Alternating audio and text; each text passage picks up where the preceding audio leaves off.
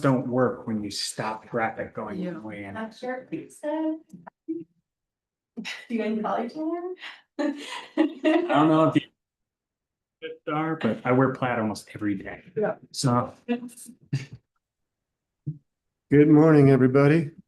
It is Wednesday, August 26th, and this is a special meeting of the San Miguel County Board of Commissioners. Present are Commissioner Brown and myself.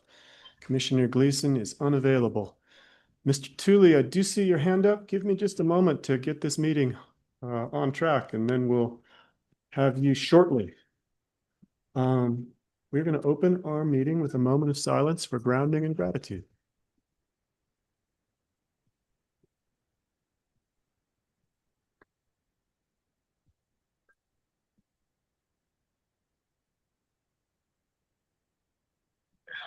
Recording in progress.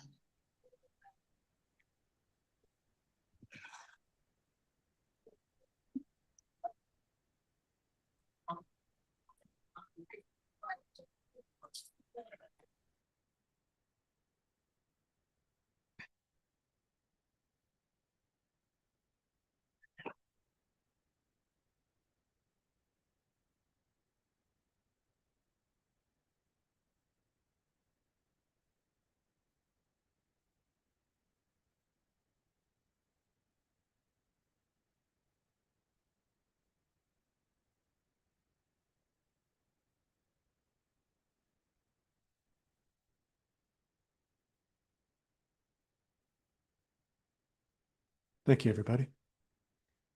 Can I share what I'm grateful for today? Yes, please. I went out on a little slow jog up the road where I live today, and I was looking around at all the green having turned from gold and being so grateful for the rain. And I ran into 4 of my neighbors who were just all smiles, and I just felt so lucky to live in San Miguel County. So that's what I was reflecting on. You know, I think we have to go round robin because I have a similar story. Um, I'm coaching my daughter's U10 soccer team, and last practice, one of the girls was not on the bus where I thought she'd be, and she arrived in tears because she'd learned that one of her friend's pets had passed away. And she arrived in the vehicle of a fellow friend, a citizen, Matt Skinner, who just saw her on the street weeping, picked her up and said, "Are you okay? Where can I get you to? How can I help you?" And he delivered her to the park, and she rallied. She had a great practice. She said, "I think it'll distract me from my sadness if I stick with this."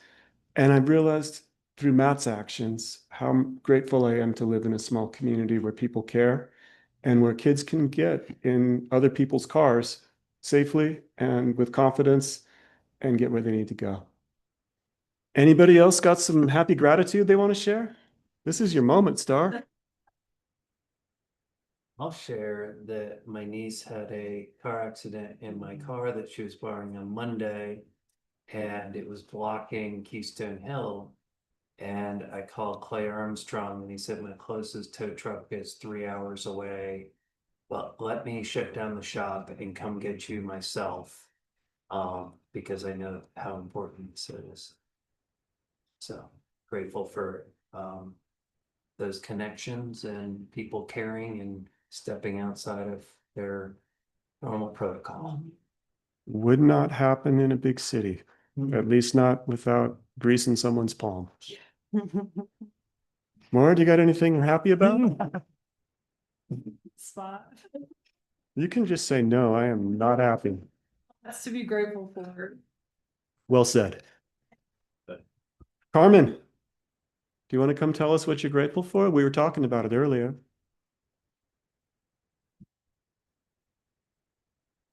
I am so grateful for Eco Action Partners and their Green Grants program.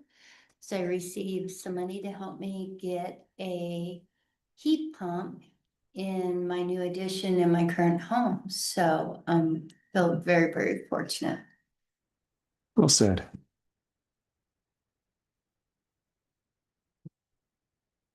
You don't have to talk, but you can talk. Grateful for a good night's sleep. Well said.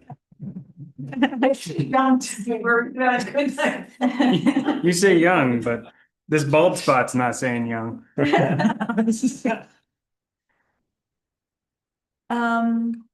I am grateful for the rain, even though after work last night, I just really wanted to get out on a bike ride and then I forced myself to do it and I went up to Mountain Village and looked down onto Telluride and I took a lot of photos and I realized that I have hundreds of photos, but it's so green and beautiful and I just feel so lucky to live here. We live in a postcard, don't we? We do. Linnea, do you want to say anything? This is your moment. And Megan's not there too. Yes, Megan?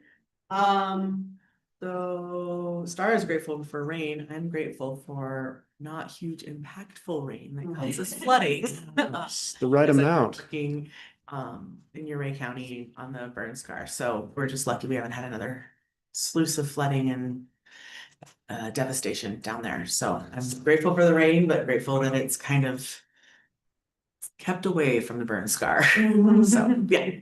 Well said. Megan, you got anything on your mind? Sure. Great. I am grateful for the singular Cosmo flower that bloomed in my garden 2 mornings ago. Singular. That's the one. Next year there'll be more. Yes. It's a build thing. All right. That was not expected, but good. Let's go to a review of the agenda and then we'll have public comment for items not on the agenda. And that is when Mr. Tooley's hand is going to go down. Commissioner Brown, do you have anything on this agenda that you would care to adjust? No, sir. All right, then we will carry forward to item number 5, public comment for items not on the agenda. Mr. Tooley, I finally can acknowledge your hand. Go ahead, sir.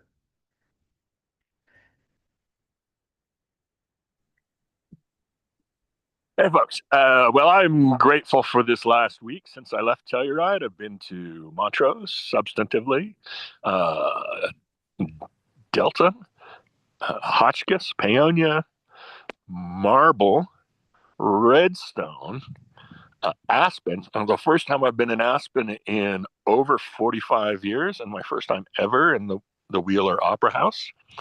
And I'm now in Buena Vista. I too enjoy the cooler weather and the water. However, I do expect that we will have at least one more heat wave and that things are going to dry out again after the monsoon. Just briefly, and you'll need to recuse yourself from this item, Commissioner Waring. This regards the library and a bit of a legal backdrop. You do not have direct oversight over elected boards, such as the Telluride Hospital District. However, you do over the Telluride Library District, which you appoint. And I have a substantial, very well documented complaint that I would like to make in that regard. And I was wondering if the county had any process for that. I can perhaps communicate directly with Maura on this if that's appropriate. I don't think we have a clear process for such a that I'm aware of. But certainly I think something could be sent to me or to the BOCC email. So that it's just figuring out the right process and how to go about it, and we'll take it step by step. Thank you very much. Mr. Tooley, just to give you some clarity, why don't you send that to Maura first, who will review it and forward it to the BOCC? Right. Okay, thank you. And you need to, I don't know if you should receive a copy at all. I may not. But I still do talk with your wife occasionally. Small We've town. known each other for a while. All right. Thank you, sir. Enjoy the day. Hey, thank you. All right. Any other folks who would care to speak on items not on the agenda? Not seeing any, we'll move to item 6, the consent agenda. Commissioner Brown, do you have any concerns? No concerns, and I'm prepared to make a motion. Thank you. I move that we approve the consent agenda as presented. I'll second. All those in favor? Aye. Aye as well. Motion carries. We are on to administrative matters, and the first item of business is a consideration of a change in the administration fee for the Green Grants Program. It was originally $10K and has been clarified to 15 or 10% of the total grant funding, which we did agree to, as I recall, the 10%. And it sounds like it was a mathematical adjustment. Is that correct? Great. Do you have any questions, Commissioner Brown? Just do we need to change an MOU or any kind of a document that we have with, no. I'm creating their professional services agreement right now and changing that language. So it reflects the 10%. Correct. For the future. Let's put a motion out just to make that change firm. Okay. I move to change. Would you like me to go ahead? Yes, please. I move to change the administration fee for the Green Grants Program, originally proposed at $10,000, proposed and approved. Request has been clarified to $10,000 to $15,000 or 10% of total grant funding. Second. All those in favor? Aye. Aye. Thank you. Thank you, Star. Thank you, Green Grants. All right, item 7B. This is an interview and consideration of appointment to the Telluride Regional Airport Authority Board. We have 2 qualified candidates, Ed Rufa and Clifford Hansen. Ed is with us in the room and Clifford is on the Zoom. Good morning, Mr. Rufa. Good morning, Mr. Hansen. Good morning. Hi. Let's have Ed come up to the microphone, and we've both received and read your applications. I think the easiest way to do this, Commissioner Brown, is just to have a conversation with Ed and then have a conversation with Clifford and then roll the chicken bones. Sounds great. Okay. Hi, Ed. Hi, Thanks for applying. it's my pleasure. I've been wanting to get involved with the airport again for quite a while refresh my memory, you were on the board back in the 90s? It was in, no. 10 years ago is when I got off of it. Okay, I worked with Masek. yes, He was the chairman of the board at the time. I ended up as the vice chair of the board. And I was on the board for approximately 20 years. So I have some experience out there, but I know it's all changed. We have new management out there. A lot of work has been done. I have an aviation background. I was an active duty naval aviator. Lucky to get through that one. I am fully retired now from the real estate business. congratulations. Yes. It would be difficult now. And bottom line is I would like to get something that, number one, I have some knowledge of. And number two, to keep me busy at this time, as well as just enjoying the area. I moved to Telluride in 1980 full-time. I've lived here continuously since that time. You know my son, and he runs a couple of businesses at this point, which is no reflection upon me. What questions might you all have of me? I'd like to thank you for your service to the Navy, the US Navy. Thank you. My dad was in the Navy. He was a navigator on an airplane, so, Excellent. yeah. We very needed cool. those guys. What's that? We Yeah. needed those guys. Yeah, very cool, very cool. He still talks about it all the time. Anyway, I'm curious to know what your current understanding is of what's happening at the airport. And if you have any thoughts about either redirecting or continuing the current progress, what do you have to say about what's happening now? You know, I don't have any direct knowledge of what has been going on. Just observations. I've met the manager of the airport, Kenny Malpaugh. Yep. I'm pretty impressed with all the things that he has accomplished. You know, building upon the previous manager's accomplishments, which were quite a few. But no, I don't have any plans to change anything. It seems like it's moving in the correct directions. I was involved when we got the approval to have later flights during the day. And there were a lot of things done while we were on that board. And I just think it's an interesting thing to work with, and would like to do it again. Lance, do you have any questions? And actually asked the question that was top of my mind, but I'll ask you a hard one. One of the great challenges, as you know, is finding commercial carriers who are willing to come to Telluride, and we have Matt Skinner and his crew in place trying to do that. It is moderately successful and always a struggle. How do you see the airport in a perfect world, and how do you see the airport in the real world regarding the ratio of private to commercial traffic? In the future, I see more accommodation of the private flights. A change was made underneath the previous management to acquire all the services at the airport, including gas, etc., which has allowed us to have an airport that is for the most part self-supporting. That has been continued through the current management. I understand the difficulty that the organization for bringing in commercial flights has, and the limitations will not change.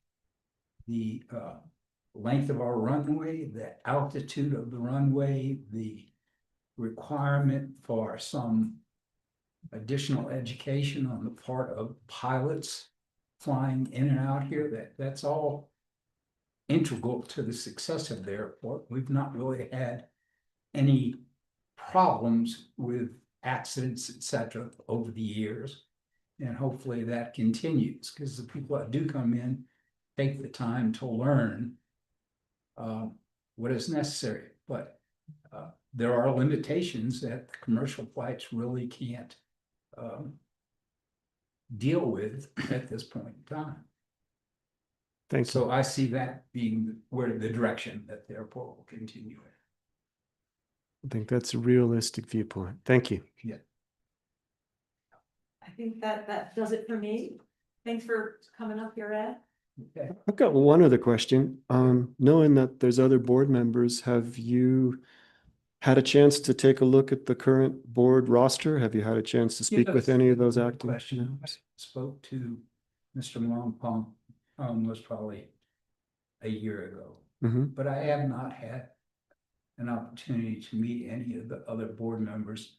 I think while I was out there, there may have been a meeting getting ready, and I believe that there was one individual on the board that was on the board at the time that I was, and I think he was maybe in the accounting industry, and he may have worked for the ski resort. I'm not really sure. Thanks.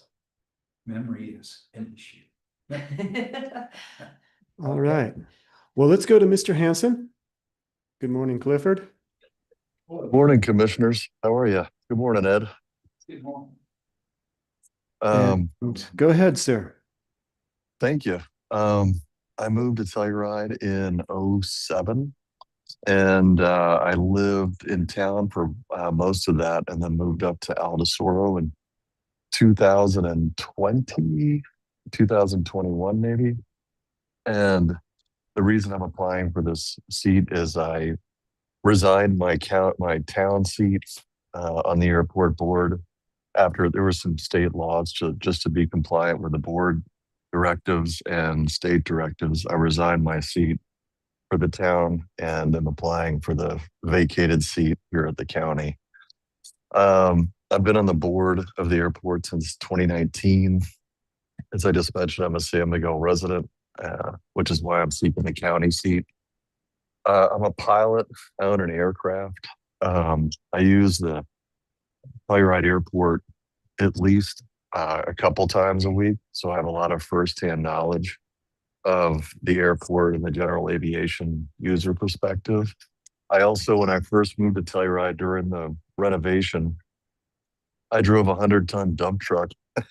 And while they were blasting to remove that swale in the middle of the airport. So I've been up there working, and that I started in that capacity in 2009, I guess. I've been engaged in a lot of the oversight and fiduciary responsibility, including the economics and transparency surrounding the hangar that was just built, and the major capital expenditures that have been going on. Board materials, for example, specifically discussing the importance of tracking the associated with the big hangar. I've been pushing for stronger governance and transparency, including monthly meetings, greater finance committee review on large expenditures, and just clear reporting for financials of the airport. I've also been involved in the proposed Southside hangar development and advocating for the benefit of general aviation and the pilots that are, use the airport on a regular basis, local-based pilots, and also for the long-term interest of the airport rather than just simply maximizing that. I also own a local business in Telluride. I have since 2009. And so I have a fair amount of business and financial expertise outside the airport. I also have some pretty good community board experience. I'm the president of the Telluride Medical Center Foundation, and I've served on the fire district board. And I've been really involved at the airport, and it's it's a passion project for me, and that it's a resource that I use every day. My plane is up there. It's an integral part of what I do for work. And so, I have a vested interest in making sure that it succeeds and it's sustainable in the long term. I would also like to say I'm at the airport in Charlotte right now, and I am grateful my mom has been battling cancer for the last several years. But the day I got here, it was announced she was in remission. So there's just a lot to be grateful for, not the least of which that we all live in Telluride. I mean, even on the worst days, I walk outside and look up like I'm nothing but grateful. So I just figured I'd end on that little piece. Thank you, Clifford. Commissioner Brown, do you have any questions for Mr. Hanson? I serve on the airport board with Clifford, so I have a very good sense of the contributions that he has made, during my time and continues to make. So, I actually don't have any questions for Clifford. All right, I've got a question for you as our airport board representative who's been close to those meetings. And noticing that Commissioner Gleason is not available today.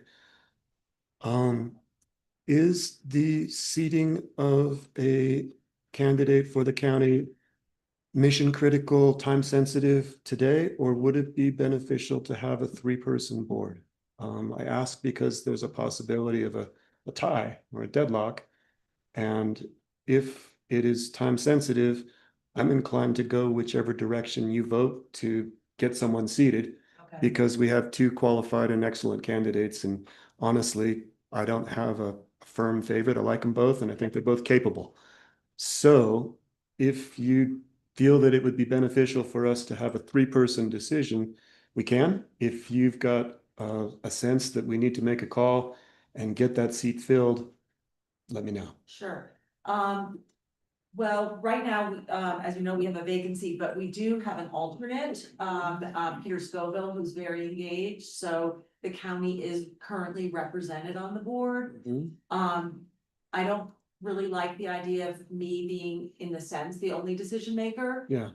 So if I can express my preference now, and if you feel differently, then maybe we should wait for Let's do that. Commissioner Gleason, Yeah. so that, because I don't want you just to go along with me to be, I make would- things easy. I wouldn't unless you told me that it was time sensitive and we had to Perfect, okay. seat somebody. Yeah, I mean, I am so delighted, as you said, that we have 2 very qualified candidates. And Ed, I think about your historical knowledge and kind of what you could share as a 20-year board member and as an elder in this community. It's something I deeply respect. No, I mean it, I really do. At the same time, I think that the continuity of Clifford's representation is very important at this time in the sort of life of the airport. The governance has changed quite significantly in terms of board engagement over the last 6 months or so. And Clifford has really led that shift in a very respectful and persistent way. And I really am grateful for kind of his, watchdog isn't the right word, but his recognition that we needed to adjust the sort of the way the board engaged with the management. He has been a real leader in that regard. And as I said, handled it with real tact and professionalism. So I would like to have both people on the board, of course, but I think for continuity and to honor the leadership and continue the leadership that Clifford has demonstrated on the board, I would lean towards Clifford. Thank you. I understand your points, and having made a few phone calls to airport board members over the last 6 months, as Mr. Hanson and the board were adjusting, as you said, the relationship between the manager and the board. I agree with everything you said. I think that the question really is a question of almost term limits, where it's good to have new board members occasionally. It's also good to have continuity. And there's no perfect answer there. However, in this instance, I agree with you and would entertain a motion. Okey doke. I move that, I'm looking to see if I have some good language here. I move that we appoint Clifford Hansen as the San Miguel County Representative to the Tyree Regional Airport Authority Board. I'll second and add, Mr. Rufa, this is not a indication of displeasure with you. It's a request that you keep looking for either another seat on the airport board or another option within the various county boards, because your voice and your wisdom would be welcome. Most appreciated. All right. And I would say too, Ed, it's good to know that you're interested in engaging with the county or other opportunities, and I will have you on my mind and be in touch if there's something else where I think Great. you would be interested and be of service. So And thank you. the good news is that you are broad and you've got a background in both construction, finance, business, real estate. So there's a lot of opportunity. And I think I'll echo Commissioner Brown. Between us, we're going to be calling you and saying, here's the window, jump in. Okay. All right. I hope you all don't mind if you occasionally go to county plans. Please do. Absolutely. Yeah. Need to hear from you, Ed. Yeah. Okay. Thank you. All right, let's have a vote on the motion on the floor. And the motion is to appoint Mr. Hansen. How do you vote? Aye as well. Motion carries. Thank you, Mr. Hansen. And thank you, Ed. Safe travels back, Clifford. Thanks, and I'm honored to serve you guys, really, and grateful. So have a good day, and thank you so much. Thanks for sharing the good news about your dear mama. Yeah, thank you. Have a good day. All right. Onward. We are now convening or now sitting as the San Miguel County Board of Human Services. And under item 8A, we have consideration of the chair's signature on the May 2026 balance sheet, May 2026 earned revenue and expenditures, June 2026 expenditures through electronic benefit transfers, the June 2026 check register for the month, and the May 2026 county allocation MOE report. Linnea Edwards, our director, is here with us. Good morning, Linnea. Good morning. So in regards to our financials and our,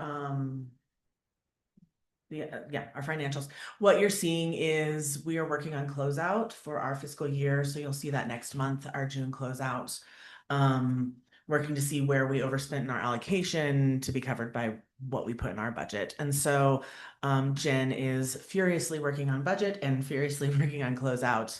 And so I will be able to bring those to you all next month when we get those. So we'll see where we landed at the end of our fiscal year and with allocation. Again, it's hard to bring these monthly ones and then be like, but next month I'm going to bring you what it looks like finalized. Because I'll have better knowledge of where we're sitting for the second half of our county budget. We did get allocations for our fiscal year, starting July 1.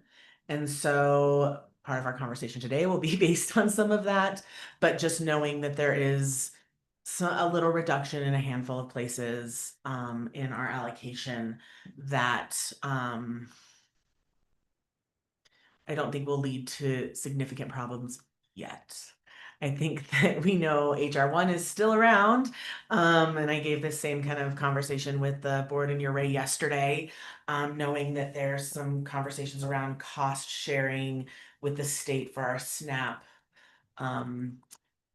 error rates. And so kind of gave the board in Uray the worst case scenario that the state is proposing. And those conversations are taking place in CCI as well. But the worst case scenario is a 60-40 split between the counties and the state. Who gets the 60? The state would have the 60, the counties would have the 40. Currently we kind of sit at an 80-20 for most programs. What that does for us, just to kind of give kind of the picture of the worry across the state for the counties is San Miguel County gets, so this is specifically for our CDHS allocation that you see on our financials and on our Mo. What what we typically get is about $80,000 in allocation that is worked into our budget. With a 60-40 split on these $120 million kind of clawbacks. If we sit where we are with the error rate for the for HR1, we will be at a $60,000 share. We'll be sitting in a $60,000 share Of San Miguel County. that San Miguel County would ultimately be responsible for if that worst case scenario occurs. That is when you look at an $80,000 allocation and a $60,000 share, it's hard to make a lot of sense of. So the directors, yeah. Sorry, the 80,000 is just sort of a general allocation for human services. So that 80,000 is an allocation. It's a minimal, like small counties get that is the best way to put that. And that's to run the human services. That's to run our human services programming, specifically the administration costs of SNAP. Oh, that's just for SNAP. Part of it is. Okay. Yeah, part of it is just for SNAP to run that program. So that's staffing and salaries, and also can be used for things like electricity and rent and other things like that. So so trying to figure out how best to manage that. This error rate problem that came with HR1 will not go away. We will see, although the state has made significant improvements in their error rates over the last year. Really? We are Quantify that? Yeah, so we were above 10% at the beginning of last October, which is when they tracked the error rate. We are now under 9%. Okay. So working in a positive direction. We're not sure, you know, there is some concern that that was a quick drop in percentage by the federal government. So we're trying to quantify that this was done through work, through CVMS improvements, and through just kind of communication with the public to make sure that their errors are not impacting our error rate. So our error rate comes from our users of SNAP, our CVMS program, so that's our benefits program, and it comes from error at the county, so a worker error. So technically, it's split three ways. We know that CVMS has a lot of problems, and we know that humans make errors, right? So when turning in things or not having the correct information could make an error on the client side. And then we also know that the work that our eligibility staff does is difficult, it's complicated, and errors occur in data entry. So trying to balance all of that on how that works. So I just want to give you guys a heads up that those conversations will continue to happen and could be reflected the second half of the year for our fiscal allocations based on what comes out of the conversations we're having. It's just an awareness, and worst case scenario. We're pushing for not that scenario at the director's level, and pushing really hard because it's not sustainable for many counties. I have a few more questions. Can I keep going? I think it's important to mention what you've told me individually, that San Miguel County's error rate is like less than 1%. Isn't that correct? Correct. Yeah. Yeah. So we are currently at 0% errors, Yeah. which is really great. Yeah.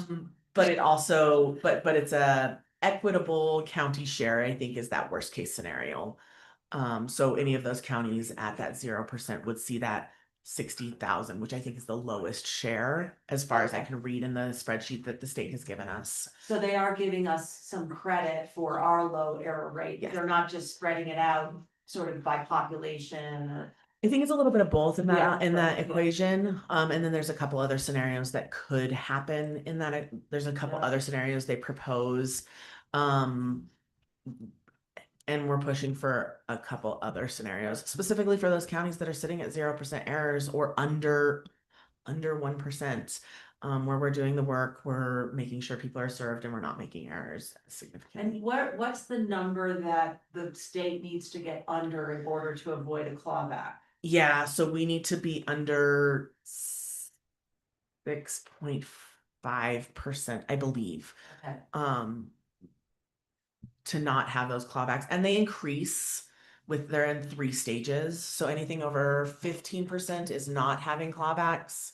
Anything between about 6 and 15, there's a range of what those clawbacks look like. The people above 15% don't have a clawback? Yeah, so states above 15% are not having those clawbacks because they're determining that they have too much work to try to get it down. So, but then once they get to 15%, then they'll be in that.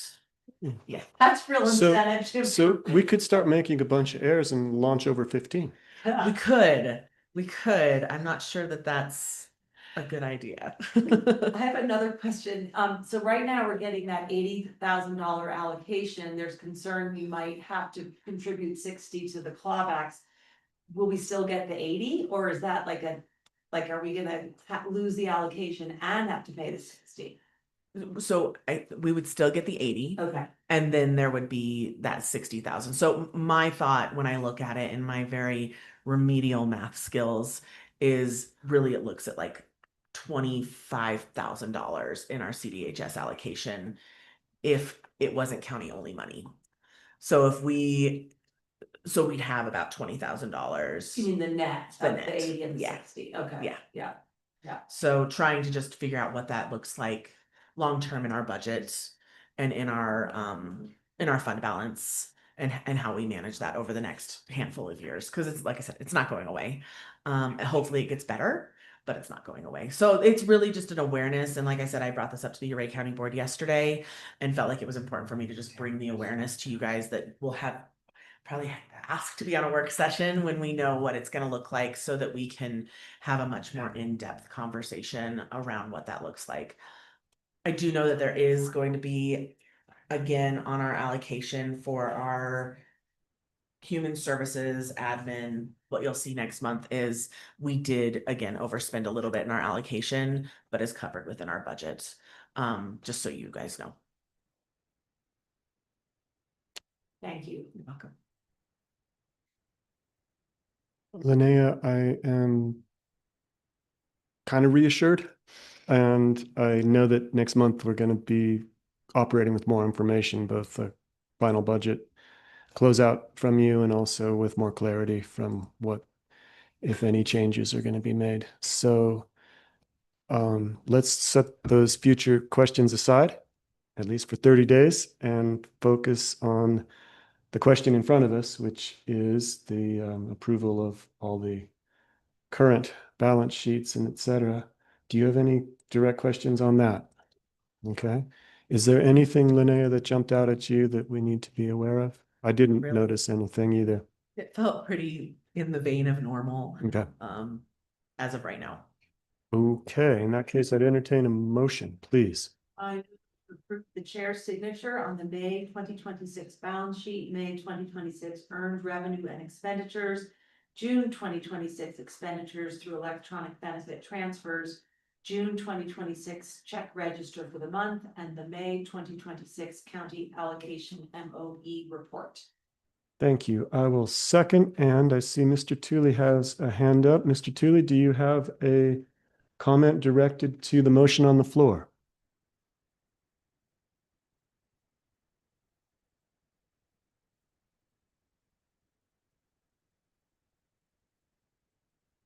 On our side, you are a co-host and should be able to unmute and speak.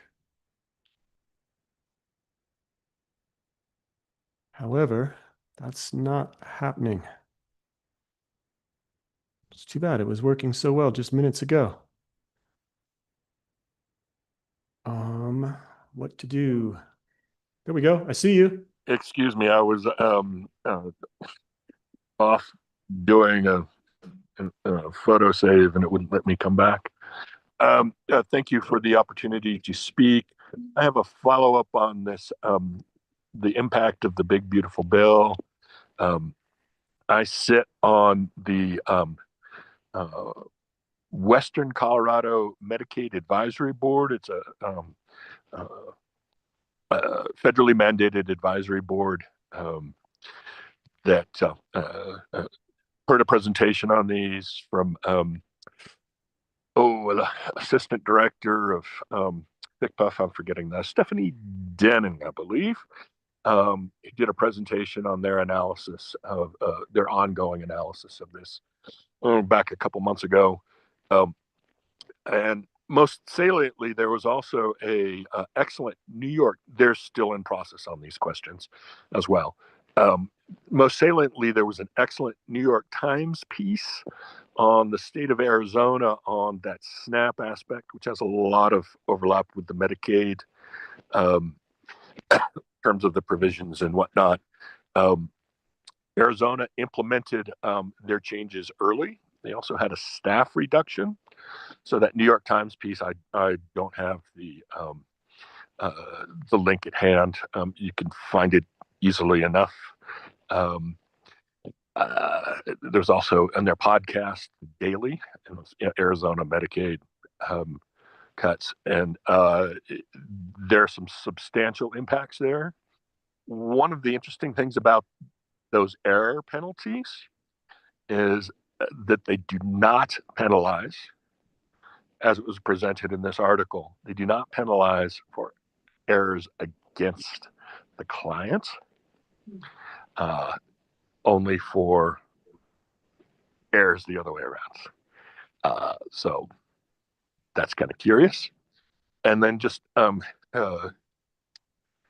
quickly on the communications that are important to this. I heard concerns about at that advisory board.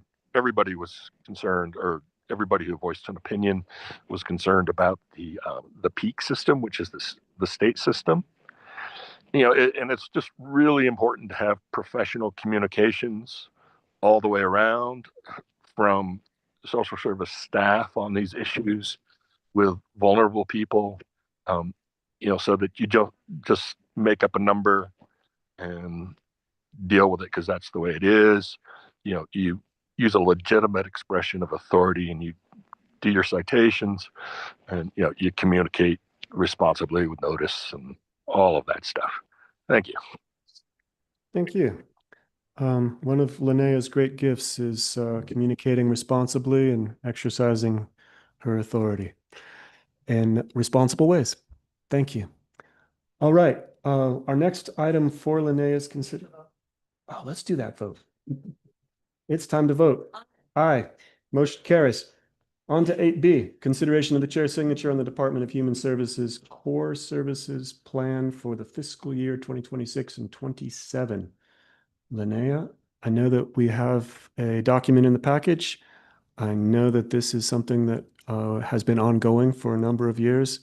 And as I understand it, this is merely an extension of an existing program that needs to be reauthorized. Correct. So this is part of our child welfare programming. So we get core services funding to provide prevention services along with in-case services for families experiencing case services through our child welfare program.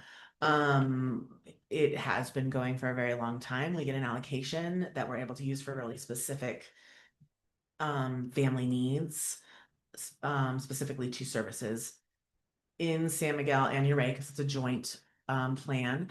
We have 3 county devised plans. One is our agreement with Sabio House for MST, or multisystemic therapy.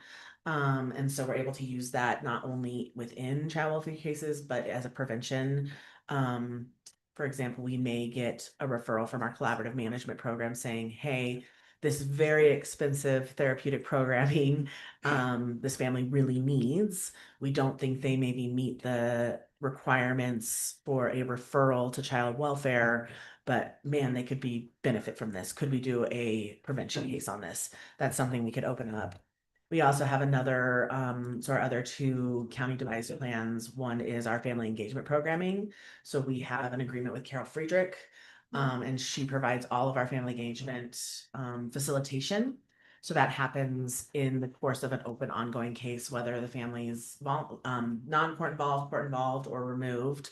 And provide ongoing monthly meetings to those families to try to move things as quickly and safely as possible for kids to either be returned home or the county to step out of that family's home.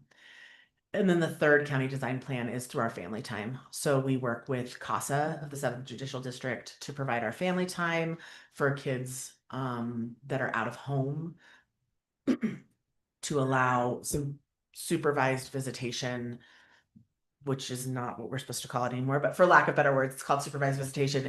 It's family time in regards to how the law is written now, but it allows somebody to be paid to oversee that. So we know that kids are seeing their parents safe. We know that families have the opportunity and the right to see each other even when removed from the home.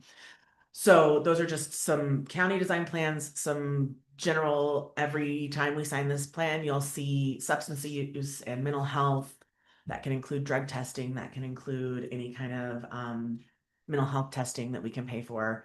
But it does allow flexible spending within the child welfare block. It's not the block, within the child welfare core services allocation for these very specific cases. So you'll see a brand new plan. It'll look really similar next year for our 3-year round, but we do need to have a signature on that every year for the state. I'm inclined to sign. I'm inclined to sign too, and continuing the conversation about gratitude that these programs are available to support families who are struggling, and your team for implementing them. Thank you. Of course.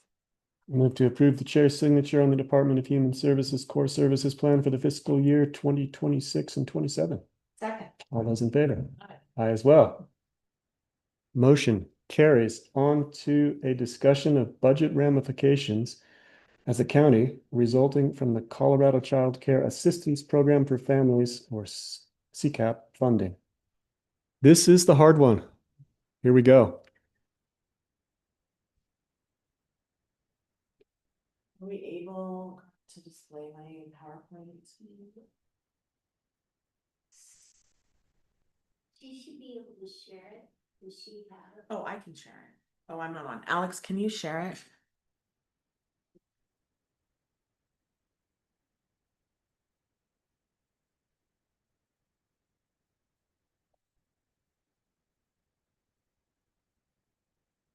Right now I can picture Alex just pushing buttons. You have it pulled up. Yeah, Okay. it looks like Alex might be on her phone, so let me see if I can do it. If that's appropriate. Let's see. Come on. I am not good at being in a meeting and being on Zoom. Nobody is. Yeah, sorry, I'm on my cell phone. That's okay, Alex. We've got it. Is it working? Let me see if I can make it bigger. Probably not. Is this big enough? Yes. Okay, so I'm just in our agenda. Okay. Just tell me when to advance the screen. Sounds good. Okay, so I think it's just really important that we kind of talk about child care assistance program. We knew big things were coming. We've had lots of conversations about our CCAP programming and what that's looked like, and maybe where we're heading. So you can Slide.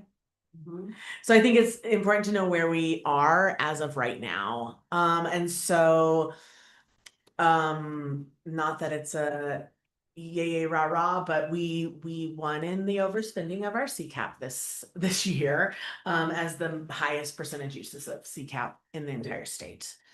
So it's usually a race between us and Pitkin County. So we were about 30% over our original allocation.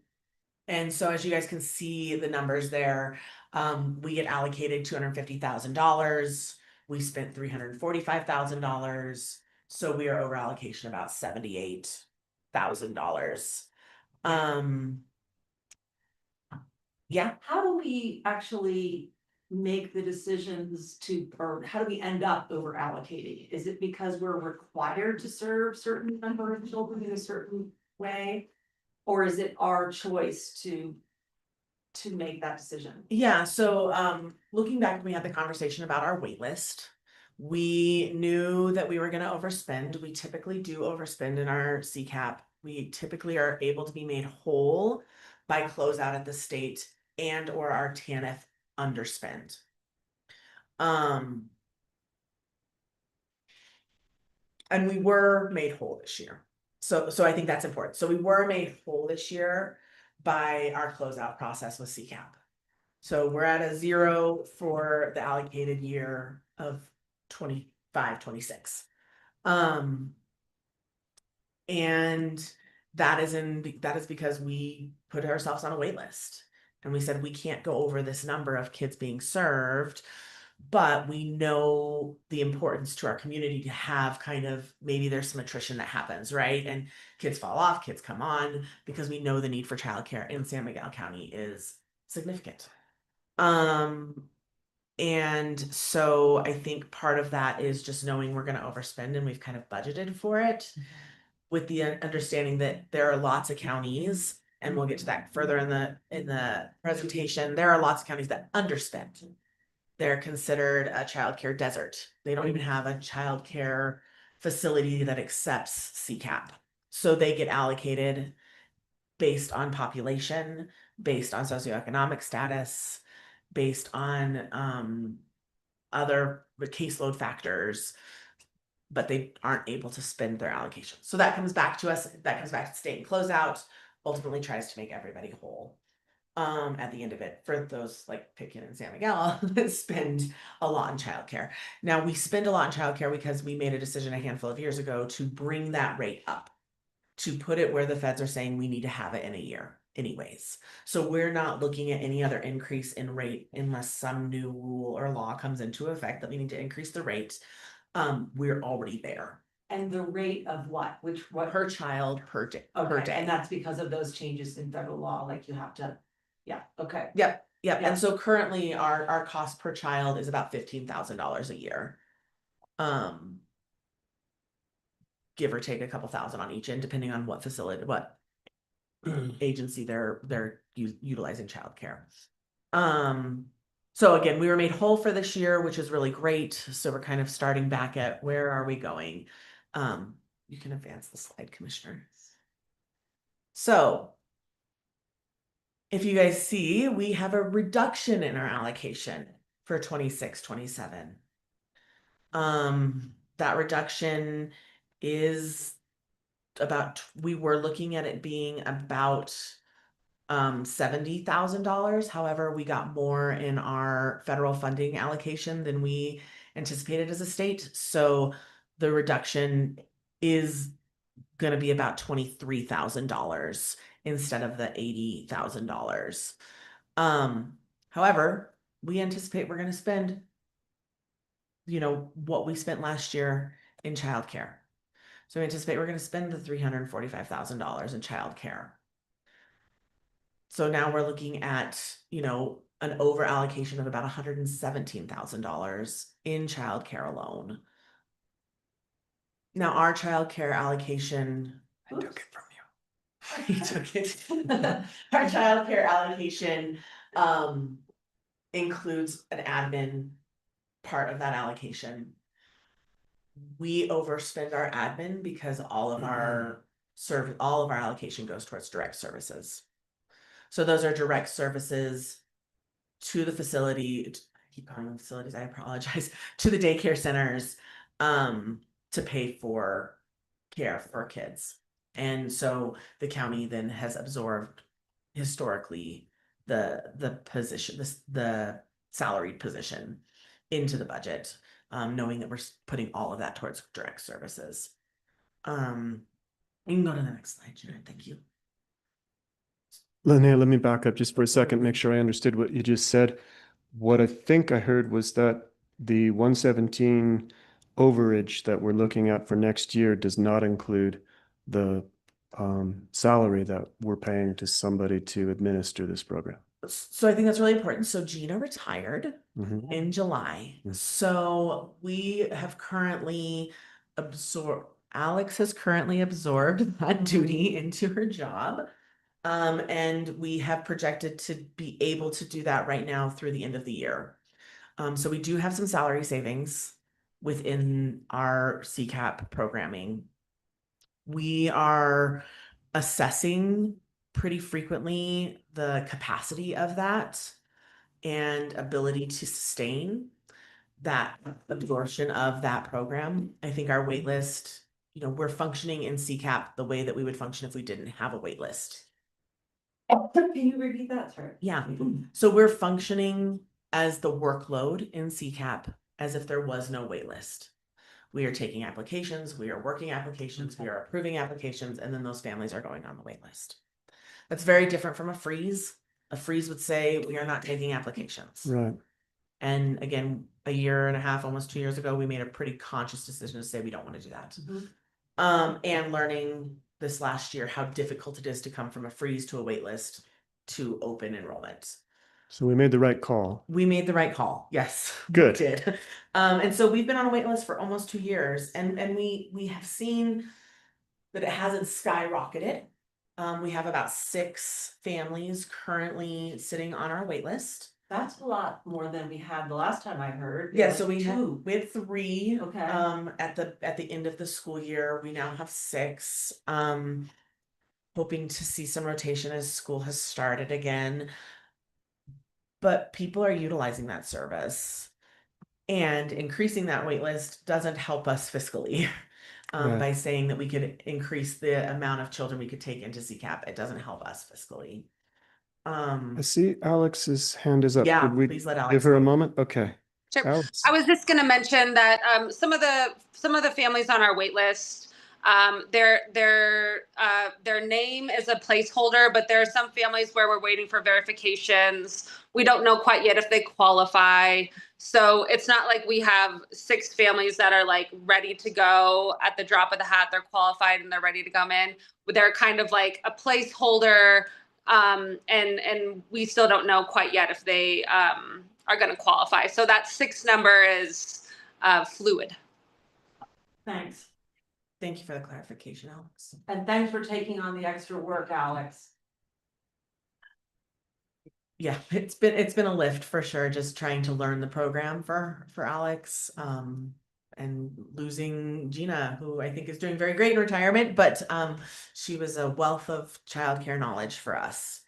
So yeah. back to Commissioner Waring's question, like if we end up having to hire someone to administer the CCAP program, would that be an additional cost to the county over the 117 that we anticipate being over our allocation? Hold, I'm thinking in my head.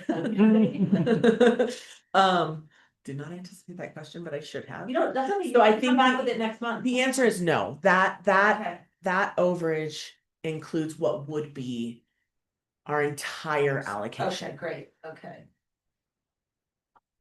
And so that 117, because earlier I mentioned that all of our allocation we push into direct service. Yeah. All of this allocation will continue to be pushed into direct service. So we anticipate even with that salary, we're gonna be another $25,000, it's more like $40,000 overspent. In addition to the 117. No, Oh. that includes the 117. Okay, got it. Yeah, Thanks. so Yeah. we were almost 80 this year. We anticipate another 40 overspent. The 80 included the salary this year. Does that make sense? Very much. Yeah. I am not a You're mathematician. doing great. Nor am I a motion person. Okay, all right. So here's the risk: reduced allocation, federal funding pressures just on the state as a whole, and their inability to cover the overspend. Mhm. And then we never know what our closeout's going to look like, right? So we're in a reimbursement system, and so we don't know what that looks like until usually September of the following year, what it's going to look like. We kind of make an educated guess in the second half of our budget for the county fiscal year, to try to put some numbers to it, but never know what our next allocation will look like. So it's always uncertain, and we don't know who's gonna underspend and if we're gonna get made whole.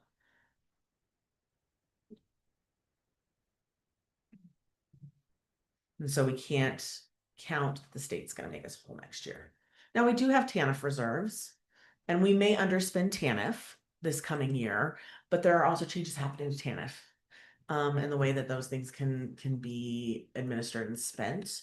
We did have TANF savings this year, which helped us out of the hole in CCAP. And my intention is to every year ask for our TANF underspend to go towards CCAP, knowing that we're so overspent in it. Well, and I'm not at all suggesting this option, but just to sort of clarify better in my mind how this system works. Right now we serve, is it 30 or 32 kids or families with CPAP? So it's 33, Okay, but that number is interesting. it's okay. I don't Yeah, need those. no, it's 33, Yeah. but it could be if we have a kid that comes in from another county that's remember already that. served, or a kid that's on a special population that's already served, we have the obligation to pick that up. I remember that. Thanks for reminding me. So that. it could be that we have 33 as a wait list, like holder, but we're serving 35. Right, okay, so here's my question, did we set that 33 number? That's what I thought, okay. So we could, if we were concerned about this overspend, we could lower that number, that is not at all my intention, but I just again wanna understand how it works. Yeah, Jared, can you go to the next slide? Yep. Thank you. So here are those risks for you all. And again, we don't anticipate that the state's gonna have the money to help with closeout next year. Go to the next one. Okay, so what is a solution? Here's one solution. So in a lot of our programs, we can buy and sell money. And so we have had a conversation with Delta County. Delta County gets about $600,000 in CCAP allocation. They don't spend that. They were at a surplus of $600,000 at the end of this fiscal year. Are they a childcare desert? They are a childcare desert. So we know that they struggle keeping a childcare facility open and available that accepts CCAP. If somebody were to choose to, and maybe Alex, can you talk about the time it takes to get up and running and the impact? Yep. So part of our conversations with the director of Delta County was the process to get a childcare center up and licensed. I mean, built, furnished, licensed, everything like that. I mean, it can take well over a year for that process. And so in speaking with the director, she said, you know, if they learn that there's a child care center that's being built, that we would have enough leeway to know, okay, we're in next year, potentially their CCAP funds could be utilized at that center. And so we have a long enough buffer because the licensing process takes so long to kind of estimate where their CCAP dollars are going to move. It's possible that they could get a small home licensed. Maybe they could take 2 CCAP children. That's not going to put that big of a dent in their surplus, but it takes a long time, and so we would have enough. We would have enough time to know if those funds are going to be available or not for us to potentially buy. And so in our conversations with the Delta County Human Services Director, we kind of brought it to her and said, hey, if we need, can we purchase? We purchase on we call it around Human Services cheap money, because we purchase on our MO.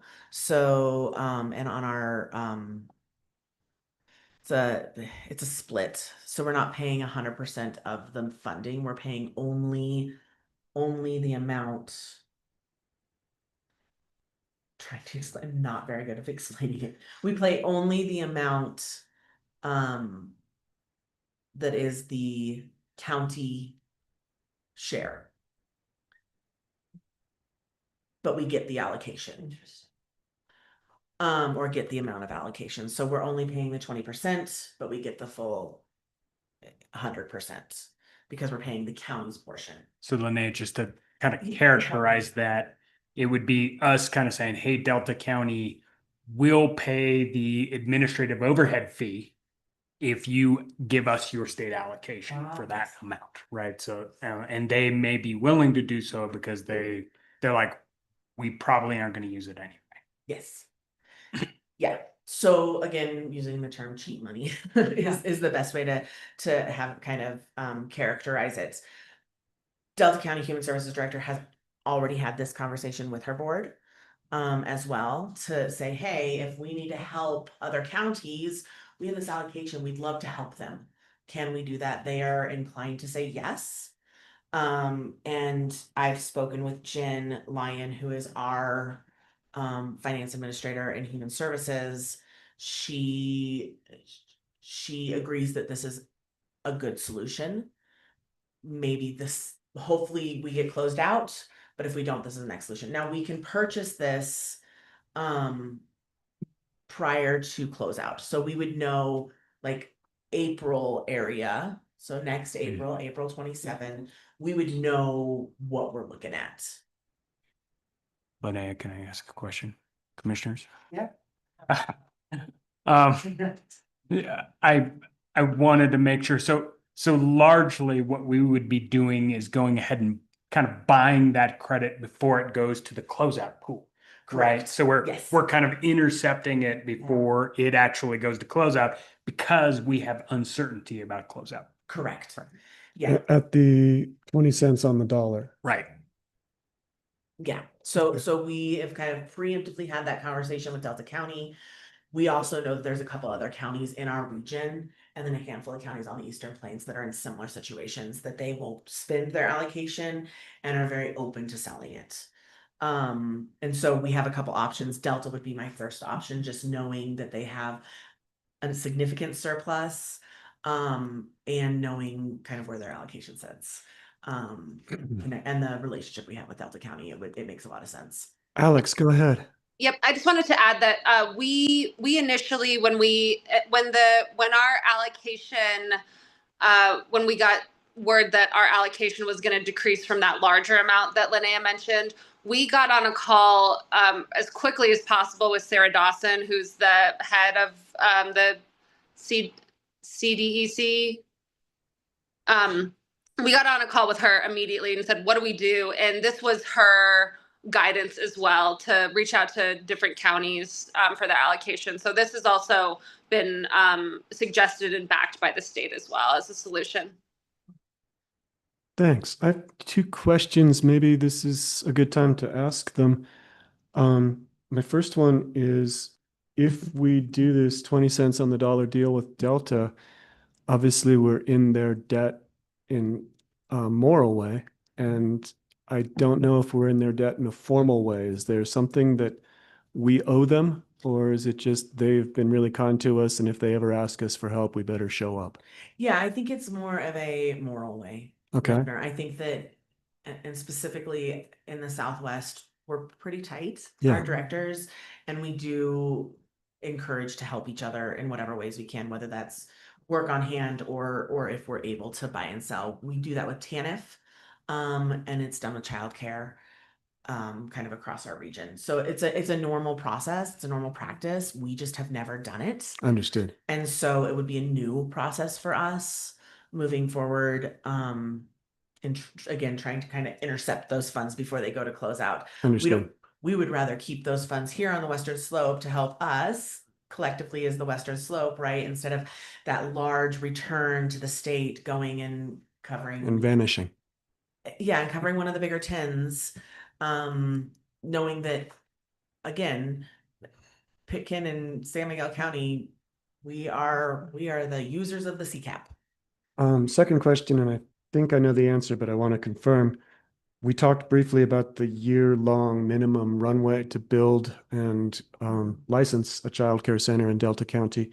CCAP funds can't be used for the construction process, only for the paying Correct. for the children process. Correct. Okay, so that runway is secure. There's no chance of the 600K being shunted into. Agreed. Yes, Okay. absolutely.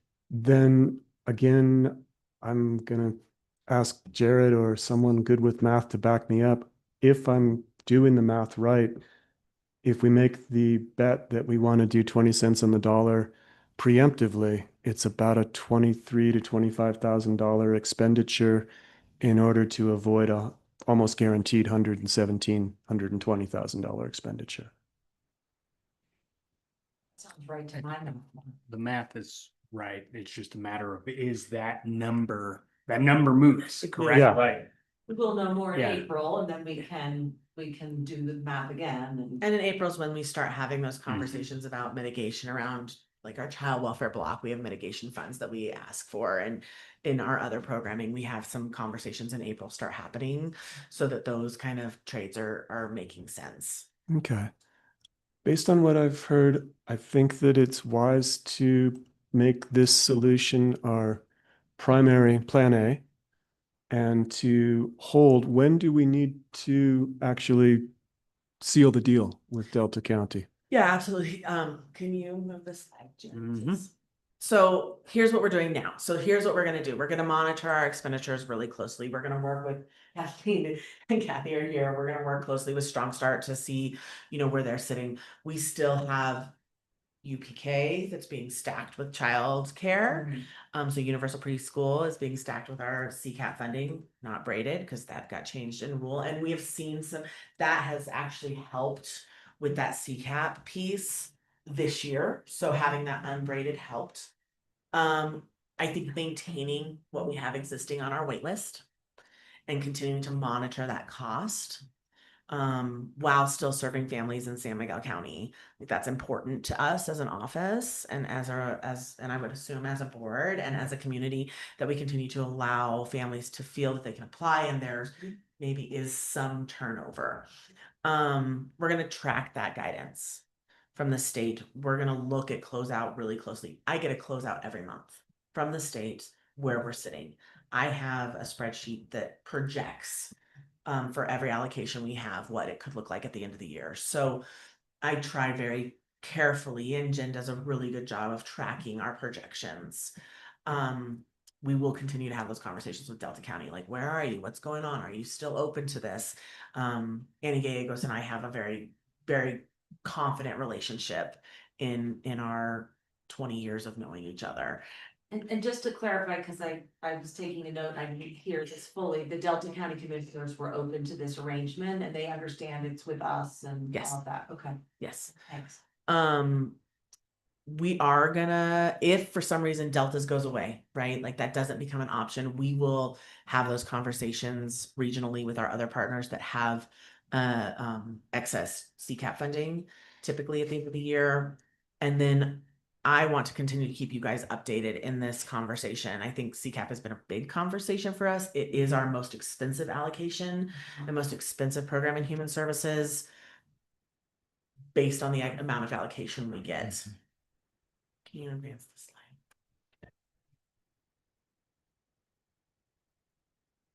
I didn't advance my slide. Hold on. So, yeah, so I think these are the questions, kind of this last slide. These are the questions that we'll continue to try to answer and bring to you guys. I don't want to, I don't want to waste time in same information. So I want to be able to give you information, have some time elapse, hopefully I get new information and come back. And maybe do it quarterly or even, at the beginning of the year, and then we'll definitely have harder conversations as we look towards the end of our fiscal year in June.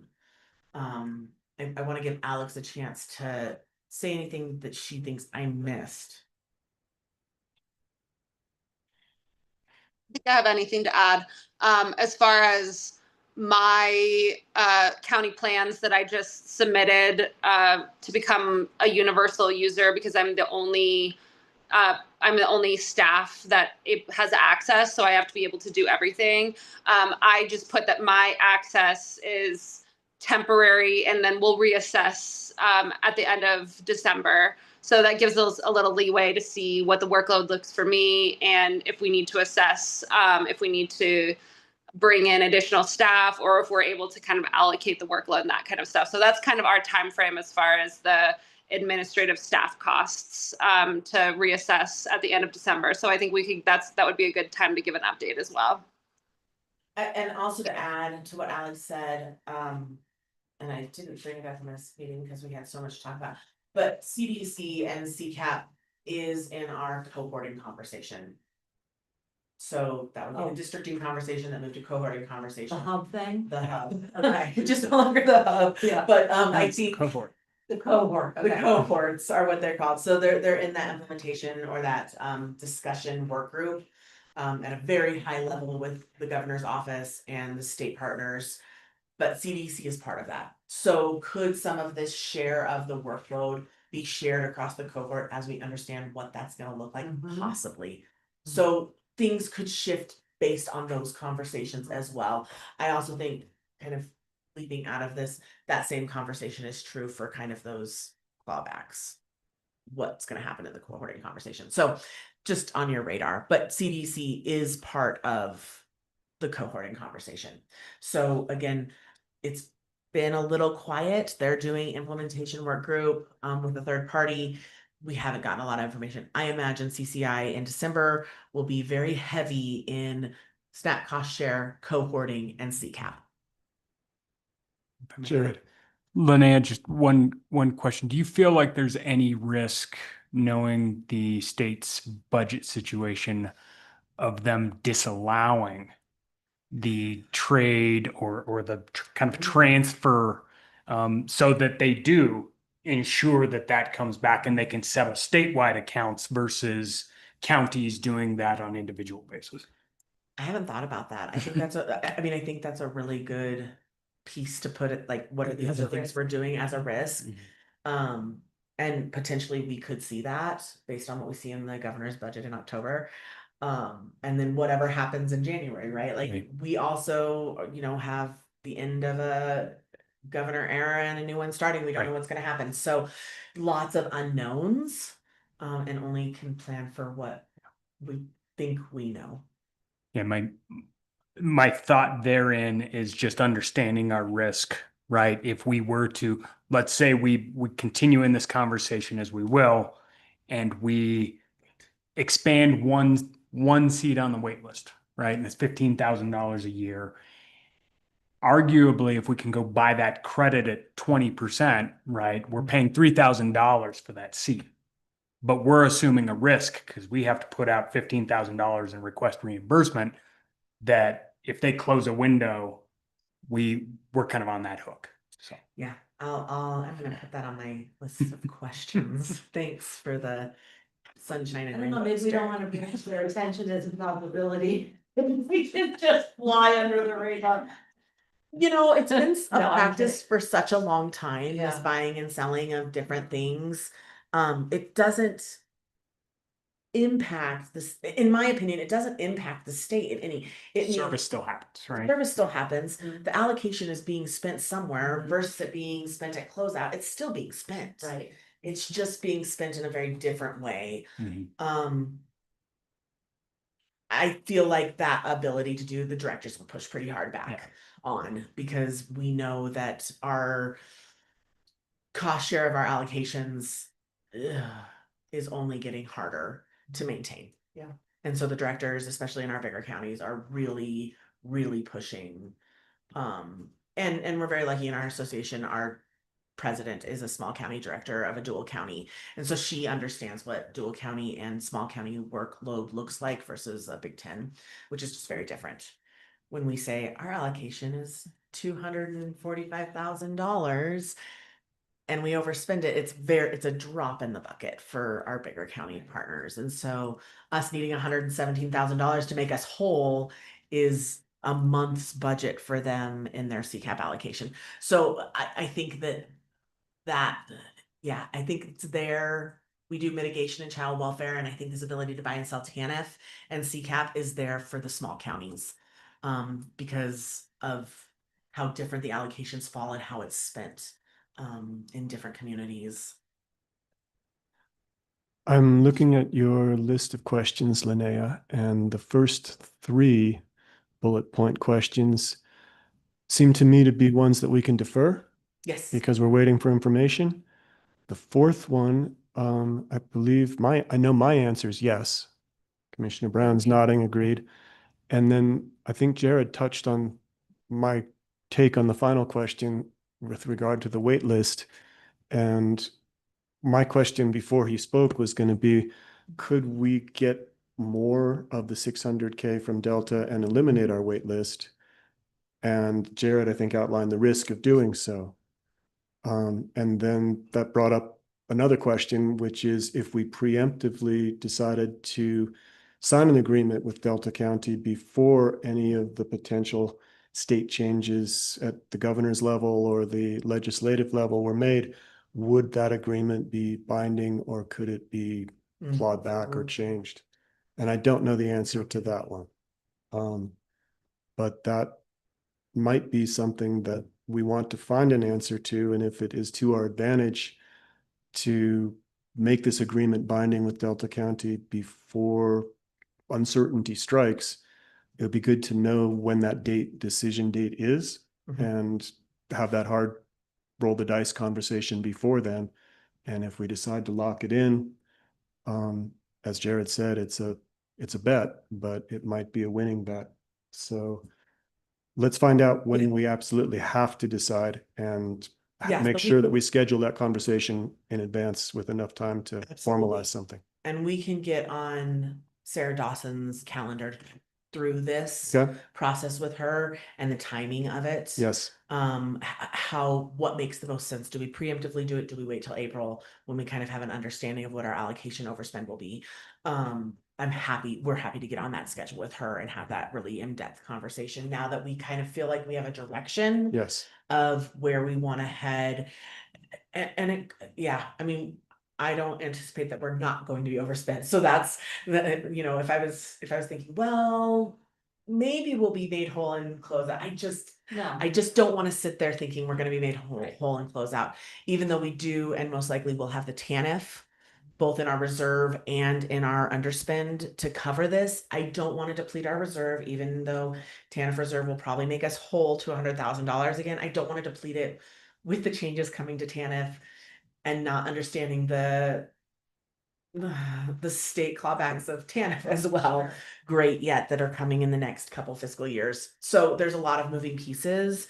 And I think if we can have the best solution moving forward and kind of just stick to that path, that may be worthwhile for us as a community and as a county to keep us afloat in CCAP and not have to reduce that wait list, allow the community to still utilize the CCAP that we do have and without having to go on a freeze.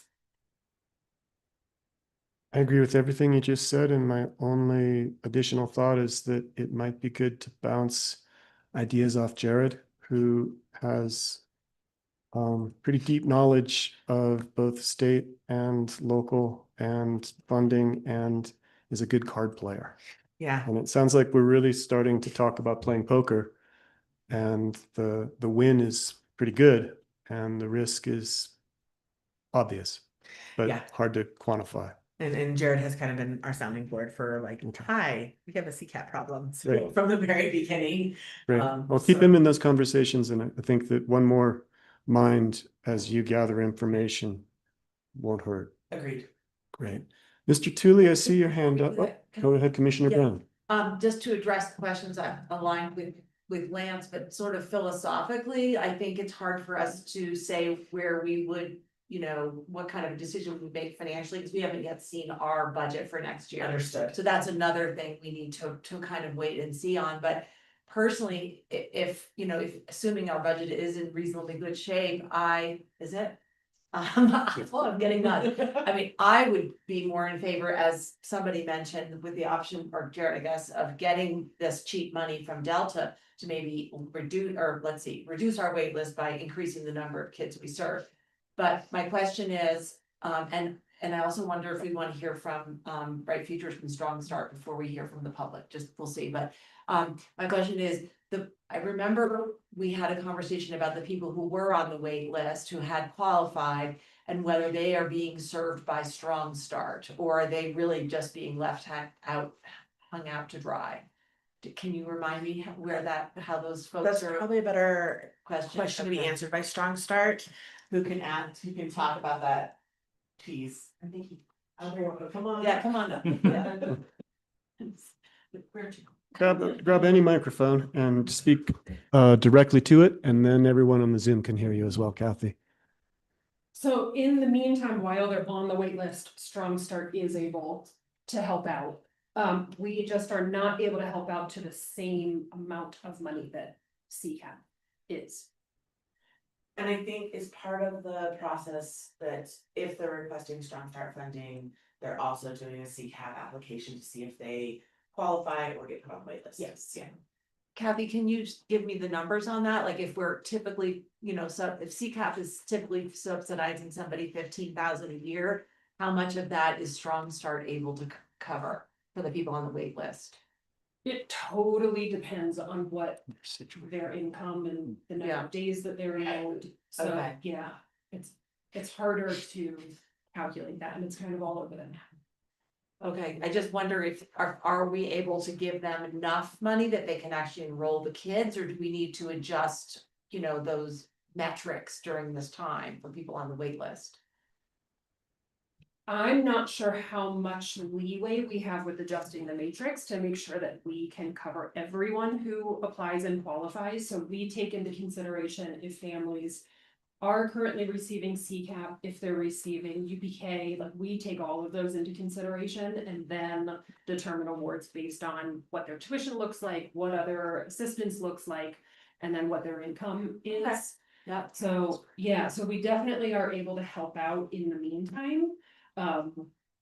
But probably I'm just guessing right now, maybe 75% of what CCAP probably. That would make sense to me. That helps a lot, thanks. And a big important piece of the puzzle is UPK, as Linnea indicated, so. Strong Start, Linnea, Alex get together and make sure that we're stacking that funding. Because that's a big windfall for a lot of families that are receiving 15 to 30 hours of free preschool a year before they enter kindergarten. That frees up CCAP funding that. Yeah. And we saw that change in our allocation. Once that became ungraded and stacked, we saw that decrease that spending. Jared. Commissioner Waring. One question I have for you as a group is, thinking about this game of poker, as Commissioner Waring has mentioned, is there a benefit? It seems like there's a benefit for CCAP over relying on whatever resources can come from Strong Start, right? Is there the ability, if the Strong Start or the Bright Futures Board were to approve it, to use our Strong Start resources to buy these credits, so to speak? Again, I'm just thinking out loud here, but if CCAP is really kind of the gold standard and we're stepping down in service, would it make sense to just try and buy up to that level? And I would definitely think that would be an opportunity. Yeah. Yeah. And I would check with the state to see if that's possible, that something can be paid out of a different. Why don't you do that, please? Where do we pay for it now? Out of general fund? Out of our Human Services Fund. Human Services Fund, which is significantly transferred Subsidized. from our general fund. Right. Right. So if we I can don't just imagine move. that's gonna be a concern, but it's worth checking. Yeah, yeah. I think local governments can receive donations from nonprofits. Sure, there's a way through this. It was just a thought where, again, if we have that ability, if the board makes the recommendation to the Board of Commissioners to make that kind of transaction, I think, it could behoove us. Your point being that it would save Strong Start money too, Yeah, because of the 20. if we're buying value at 20 cents on the dollar, it seems reasonable to do so. So our next UCAP meeting is in 2 weeks and we will bring it up there. Great. So Okay. we'll probably be connected. Yeah. Linnea, do you think it's possible to have an answer to the foundational question of whether that kind of arrangement would be allowed by the state before the 2-week meeting deadline? Okay, See if I get an answer. okay. Because that money it's the county's money. And I think that's how I'll explain it. Yeah. Yeah. That's how I'm gonna explain it. Because it is the county's money, it's just passed through to Strong Start to provide. We're going to pass it back. Double shuffle. Pass it up to the state. Accrued to strong start. We need the money and the expense is going to be accrued, so it's, yeah, it sits with the county.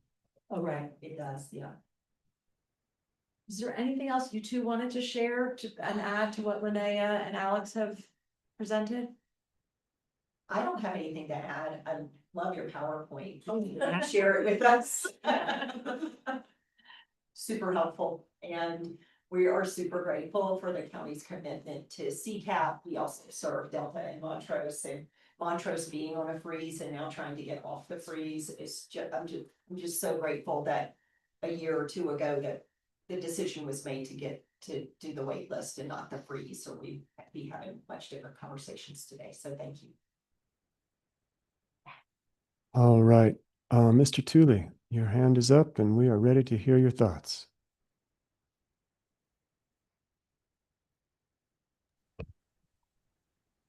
Heyo. My question is in regards to the discussions regarding regional coordination among county social service agencies. If this issue is at play in that at all. And I guess if the commissioners wish, just, what the general status is of those regional coordination discussions is. Thank you. Thank you. Linnea is leaning in because I think she's got fresh information. I'm happy to answer a little bit of that. So during the legislative session this spring, it was determined that the districting conversations with a hub county that was proposed by the state was going to be shelved. The counties came up with a proposal to say, hey, yes, we'll just work together. That was kind of shelved and asked for the counties and the state to work together through an implementation work group.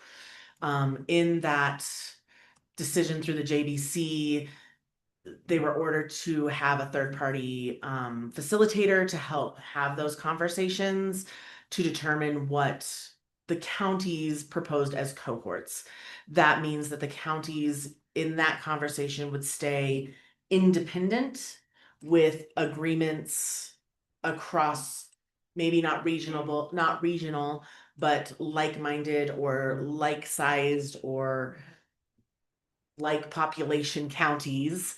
It could be an Eastern and a Western Slope County as part of a cohort, or it could just be in our already described regions. But that is all being worked through with the implementation work group, along with all the conversations. And Mr. Tooley, you brought up CBMS and PEAK. Those are part of that as well. Some funding was freed up to help make changes to that. And then we're having conversations about the one thing that came from HICPUF was our fraud. So fraud will be a one county operation, and IGAs will be made or submitted to HICPUF for that selection of that county that will house the state fraud. Most likely it will be a county that's probably already robust in their fraud department. So all fraud would go to that one county. In regards to specifically Medicaid, they're trying to decide if that will include the SNAP programming or any other CDHS programming. So to answer your question, Mr. Tooley, the conversations are happening. We are hoping, to have decisions have to be made by the end of this year on what that looks like to start implementing. Our timeline is very short, and I will hopefully be able to be bringing more information as we get more information. It's been a little silent as they're working through that work group. So thank you for the question. Thank you, Linnea, and thank you for the thumbs up, Mr. Tooley. Commissioner Brown, do you have any other questions or thoughts on this topic? No, I don't. No, I'm actually just sitting here thinking, I know all these acronyms now. That's where my mind is. It's funny you should say that. I had the same thoughts, but it took me much longer, I think, than it took you. Officially speak human services. Yes. I'm not fluid though. That's Linnea, that's thanks to your tutelage. Yes. Appreciate it. All right. Kathy and Kathleen, thank you very much for making time to join us today. It's really great that you are keeping such a close finger on the childcare pulse, and we know that you are working diligently, both behind the scenes and forward facing, to continue childcare in our county. We care and we appreciate it. Linnea, same. Thank you for the direction, commissioners. I appreciate it. All right, Commissioner Brown, would you like to continue with our agenda? Would you like to take a break? All right, it is 11:11. Let's reconvene. Let's aim for 11:20. Okay.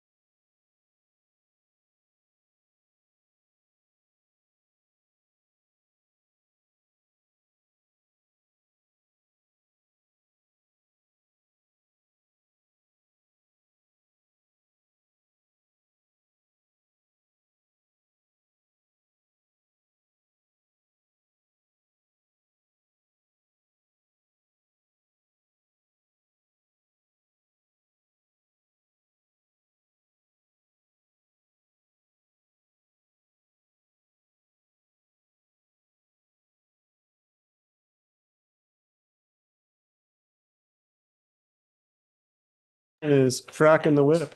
BOCC presentation. Got that. No pressure. We're so scary. I know, shaking in my boots. All right, you guys ready? Yes, ma'am. Great. Do I need to introduce you formally? That's This is an okay. update with our San Miguel County Communications Manager, Megan Nells. Welcome, Megan. Thank you so much. Thank you, commissioners, for having me today. I'm very excited to share the 2026 San Miguel County Communications update with you guys. I hope you had a moment to look at the communications and community engagement plan. If you have any other questions about that, there'll be plenty of time. Hop in throughout the presentation anytime you want, or we can chat with you as well.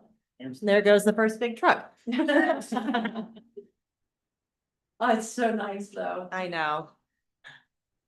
We can open it up during lunch for sure. All right, so what is the purpose of a communications plan? Why do we need one of these? What goals is it serving?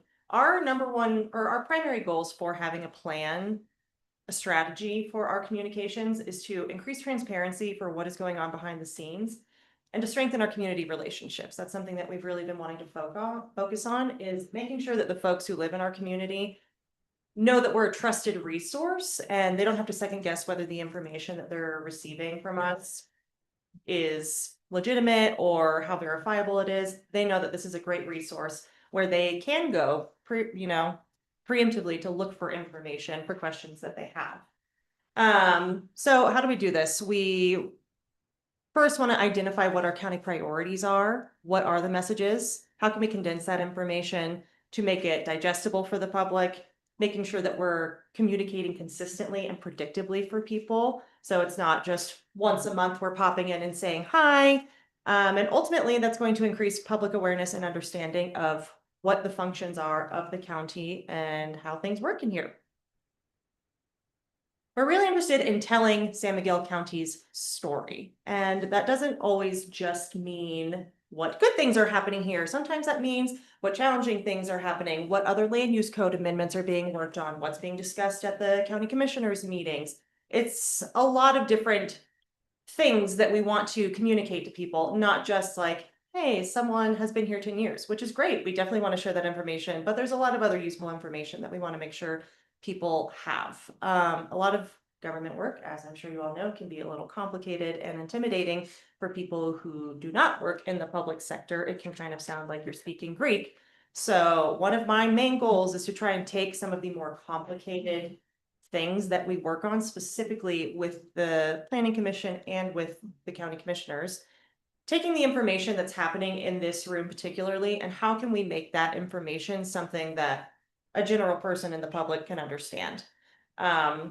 An example here I used was the mining regulations that were updated last year or at the beginning of the year.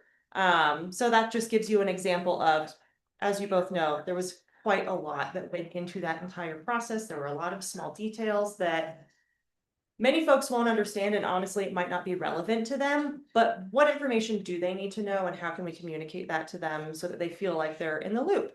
So this is an example of what the graphic was that we distributed on our social media platforms along with the caption that has a little more information. And here you can see it just gives a quick overview of what is happening, what this means to you, what's a little bit of the backstory, and then where can you go to get the full information. So what do our communications look like? What are our main goals here? We really want to make sure that our information is timely. That means being proactive, not reactive, trying to anticipate what things are coming down the pipeline that people are going to want or need to know about. Like I said, proactive, we want to be responsive and making sure that we're involved. We're checking in on different community resources online where people are having conversations to be monitoring. Are people talking about something that's going on here? Are there questions? Are there misconceptions? Is there something that I communicated that did not come across the way that I was hoping? And if so, can I get in there and correct that? And then helpful. We want the information to be solutions oriented. We don't want the communications that we share to be more confusing to people. We want someone to have the information that they need, or if it's not there, they know where to go to get it. And then accessible as well. That's something that we've been focusing on both with Spanish language, as I hope you've noticed, and also for our ADA compliance that all government entities federally have to be taken care of. So who are we talking to? We have a lot of different shareholders here in the county. It's not just Town of Mountain Village that we need to talk with. It's not just folks who live here, you know. Communications for free market homeowners might be different than deed restricted homeowners. The way we are communicating with visitors is probably going to be different than the way we communicate with our media partners. The type of information those different shareholders need is different, and where these people are receiving their information also varies. So that kind of leads us into how are we getting the information to them? We have several different avenues here of where we are presenting information and sharing information, and they all serve different purposes. So the idea is that we're not just relying on one of these tools to get messages across. We're in all likelihood using, maybe not all of them, but a combination of these to make sure that we're reaching a lot of different people groups, to make sure that this information is getting communicated.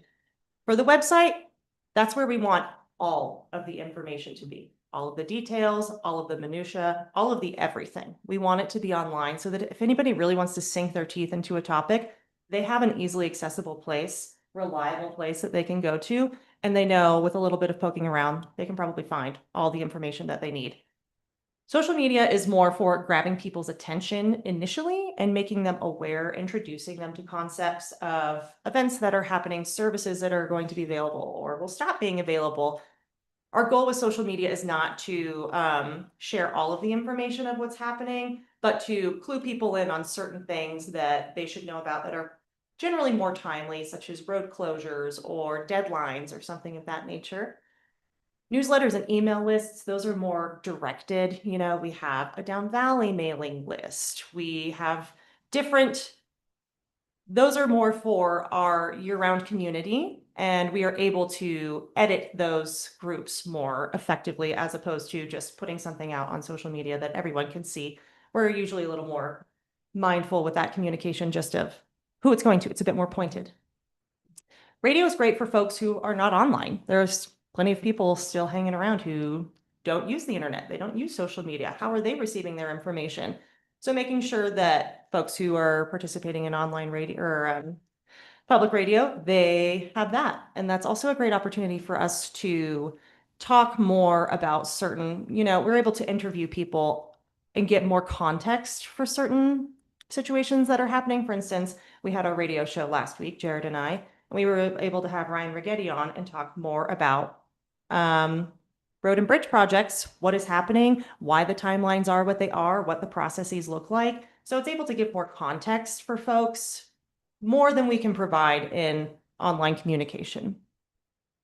Video and photography is something that I would like to focus a lot more on moving forward because I have not been focusing on that, but I found that people really enjoy seeing photos and videos of what is happening at the county. They like seeing what we're up to. They like seeing photos of our staff and our elected officials going out and interacting with the community. And obviously we like it too. So I'd like to incorporate that more. And then also these live streams are a great resource for folks. There are a lot of people who want to be more civically engaged, but you know, most people are at work at 11 a.m. on a Wednesday. So who is going to be able to take, other than us who are employed here, take 4 hours out of each week to come attend meetings? Not a lot of folks. This makes it super accessible for people. It's being posted with the agenda. It's being posted on social media the day of. Yeah, that's a great resource for folks to be able to specifically know what's going on in these, specifically the board meetings. So turning county information into public information. We know that the department heads of various departments, they are the primary keepers of knowledge. They are the ones who know the specifics and ins and outs of all the things that are happening in their various departments. The super high level information down to the very details. My job is to try and take that information, know who to talk to, know what questions to ask, and condense that information into a message that is easily understandable, by anybody who comes across it. So an example I used here is the road closure in Ophir that is starting now, pretty much. For background for you, if you didn't know, there's an abandoned mine site in Ophir that is being shut down and cleaned up, and it's going to impact access for Ophir Pass. We received a lot of information about how this process came about. Not all that information is going to be relevant to every person in the land of San Miguel County. So what is the key message? Overpass is going to be closed. When? How will this impact you? What time? Make it clear and accessible. We want to make sure that the initial communications aren't super complicated. We don't want to put more information in there than is going to be necessary to confuse folks. And then as far as accessibility, obviously we want to make sure that everything is being translated to Spanish and is going to be accessible for folks who utilize screen readers. To create the content, I use one of the templates, which I'll get to. I've created a bunch of templates for certain messages so that people, hopefully, the goal is we'll start to identify these templates and know that when they see that, that means it's a message from the county that they want to know, that they should make sure they're familiar with. And then choosing the channels, that might be a message that's not as important for our EGNR residents, but it's going to be super important to tourists who are driving in from Nebraska to go drive over pass. So making sure that we're being proactive in communicating with impacted groups and not just sharing it willy-nilly, casting a wide net and hoping that everyone gets it, but being slightly more thoughtful of who is this information going to be useful for. Here are a few examples of some of the templates that I've created since I've been here. If you'll notice, there is some consistency with font, with the colors that we use, and specifically with these templates, what we really want to do is, especially with the we're hiring, with the are you prepared, with the one that says Ormus, that was our road closure template. But I want people, when they see that template, to know, oh, that means something is going to impact my commute. I need to read this message. That is the goal, is that when they see the shade of green, oh, this is a message from San Miguel County that is probably important and something that I need to know. And again, you'll hopefully notice that the goal is not to be super text heavy here. We do not want all of the information in these graphics. For instance, the county commissioners meeting message that I put out once a week. It would not be best practice necessarily to share the entire agenda. Would that be more helpful to some people, more thorough perhaps? Yes, but it's probably going to keep a lot of people from reading it at all because it's just a screen full of words that it's too much information to take in at once when you're just scrolling through. So really our goals here are to grab people's attention, give them the immediate information that they need to make sure something is on their radar. If they want more information, making it very easy for them to know where to find it. But it's not just social media. There are other ways that we communicate with people, especially for larger projects. We're definitely wanting to hit several different sources to make sure that people all over the county, no matter where they're getting their information, they will have heard of these concepts before. So for example, I use the Mill Creek Park Project. It has its own dedicated webpage on our website. So if you want the full details of everything, that's where you're going to go. You'll also see the social media post, very straightforward, picture of the park, bit.ly link that shows here's where you can get the more information. A press release that we wrote up and distributed to various media outlets. It was included in our fall 2026 newsletter, our fall 2025 newsletter, and our fall 2026 newsletter will be going out next month. Side note. We talked about it on County Lines on the radio. We are covering it in live streamed meetings, and thanks to all this, it also got picked up by the newspaper and they wrote an article about us. So that's just an example of the various avenues that we're using to try and talk about things that we want folks to know about. We're not just going to throw it on the website and say, well, it was on there. We want to be going proactively, making sure that we are trying to reach folks so that they're getting this information. And how do we know that what we're doing is working? Are people seeing it? Are people engaging with it? Are they being directed to where we want them to be directed to? For instance, if we want someone to say, click this link to go apply for this nonprofit funding, or click this link to stream our radio show. Are people actually engaging with those? And are we answering the questions that people might have? Are we anticipating their needs? Those are some of the metrics that we can use to understand. And I listed just a few of those metrics over on the right-hand side here. That's just a very quick snapshot, and that's not giant picture. That does not include our newsletter metrics. That does not include Instagram. That does not include website clicks per se. That's just for our Meta Facebook page. And that was just for a year, the 2024 to 25 versus 25 to 26 engagement. So you can take a quick look at those. What does visits mean? Visits means organic links or organic clicks onto our page, onto the San Miguel County Facebook page. And Megan, are the other forms of electronic communication that you do track similarly rising? Similarly rising, Instagram is, we have not had that program for as long and it has not been utilized to the same extent that Facebook was, which is why I didn't really want to include those metrics. The newsletter has been going down in its engagement, but in the last, we still get like I think the last one we had a 27% open rate, which is not that bad, right? But it used to be like 33. Worth noting though that the last one that we sent out, the spring 2026 newsletter, that was sent out after spring break started, and that was my fault. And I won't be doing that again. Do you guys have any questions for me? Oh. Sure, I can ask some questions. First though, I just wanted to say, as I said to you before the meeting, how wonderful I think this is. I just really, I feel like you understand the priorities of the commissioners, which, as you mentioned, is transparency, being proactive, creating this two-way communication with the public, building trust, all of that. I think that's really reflected in here. And so I want to thank you for that. And then just sort of tactically, I have been really appreciative of the Spanish language translations that you're providing on our social media and all that. And then also those bit.ly web addresses, which I think are so much more accessible, obviously, than the classic HTML thing. So yeah, I just really feel like we're headed and this is working well.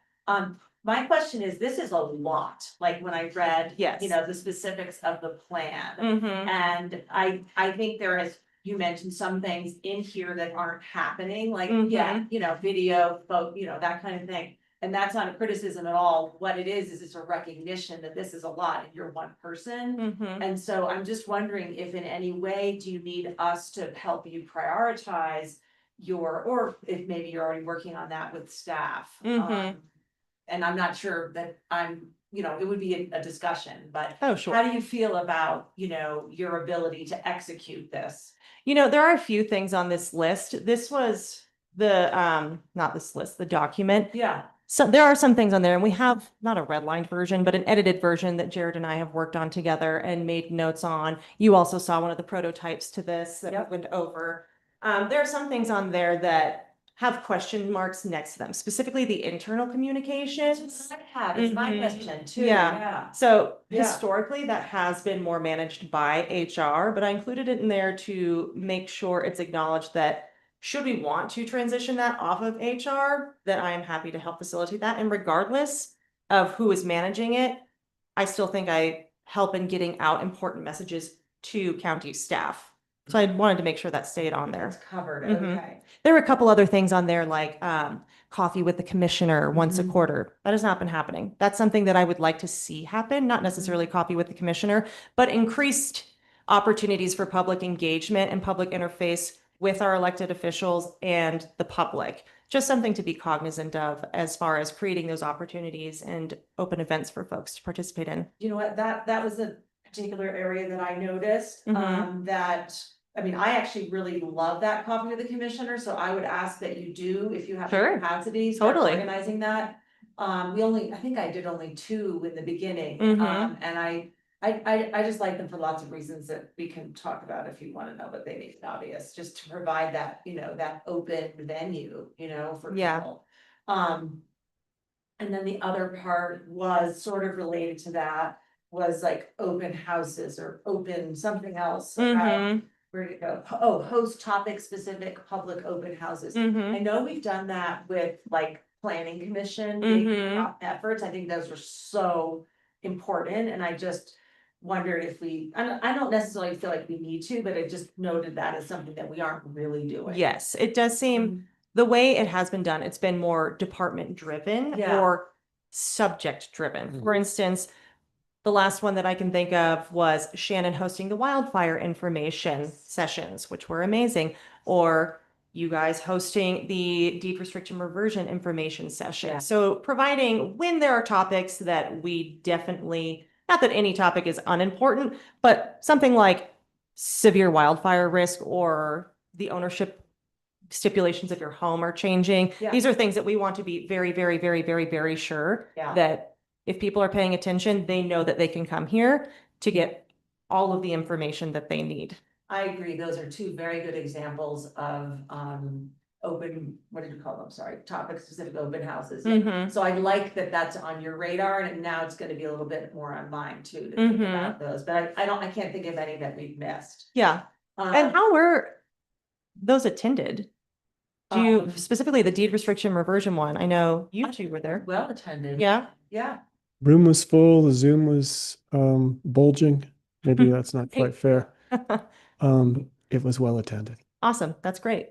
Yeah. I mean, it seems like when we provide folks with Yeah. these opportunities, they take them. But which I is agree great. with you, it should be on topics that we know are really of deep interest. We don't wanna just hold them, No, just and for the that- sake of holding them. That's another overall concept that I think about a lot, is not wanting to inundate people with too much information all of the time.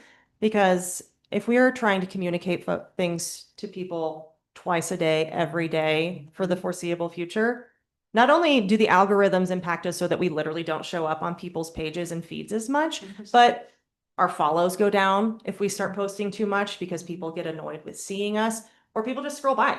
They just don't even look. People see, oh, another email from the county, delete. So I want to be mindful that we're being thoughtful about the frequency of our engagement and how we're reaching out to people so that we're not inundating with people with too much information. That way they know if we're sending you an email, it's because it's something that you need to know. I like that. I have some more sort of specific questions, but I don't know if that's appropriate for this meeting or whether you and I should just take a couple Sure. of things offline. Okay. What do you think? I think that you're welcome to take things offline if you don't feel like they're mission critical and need to be said right now. Yeah, that's kind of Yeah. how I feel. It's just, very subtle sort of nuances, couple things well, here's an example, like when we talk about commissioner outreach, I wanted to Mhm. add the annual tax notice insert. We forgot about that last year. It wasn't on Mhm. your radar. It was something that was it's not your fault. It was something fairly new. Thanks, Jared. It was something that was fairly new and we all, we've done it twice, but we were like, it didn't come up in our mind. Right. The state of the county address, like those are things that we have talked about before. So we'll chat for 5 minutes offline, but I would Great. just take everybody. Cool. No, I'm really excited and pleased. Oh, glad. Good. Yeah. I'm glad to hear that. Nance, did you have any questions for me while I'm here? I don't have a question, but I do have some praise and a heads up. The praise is I noticed a CDOT email regarding a road closure on Highway 141 up by Egnar, and I forwarded it to you, and you said already posted. And that just made me feel really confident in your ability to get ahead of information and to parse out what's important, and I really appreciate that. Thank you. The other is that Imogene and Black Bear will both be closed on September 12th. Imogene, you got it. On it. You knew all that. Great. With that, I completely agree with Commissioner Brown. I appreciate the clear presentation that you've made. You're good at your job. Thanks. And I'm grateful that you are leading the charge in trying to help us express our various messages in the right places at the right times. Thank you. I do see Mr. Tooley's hand is up. He may have some constructive comments. Would you like to hear those? Sure. Let me exit out of here because I don't think I can share my screen and manage the Zoom. Mr. Tooley, the floor is yours.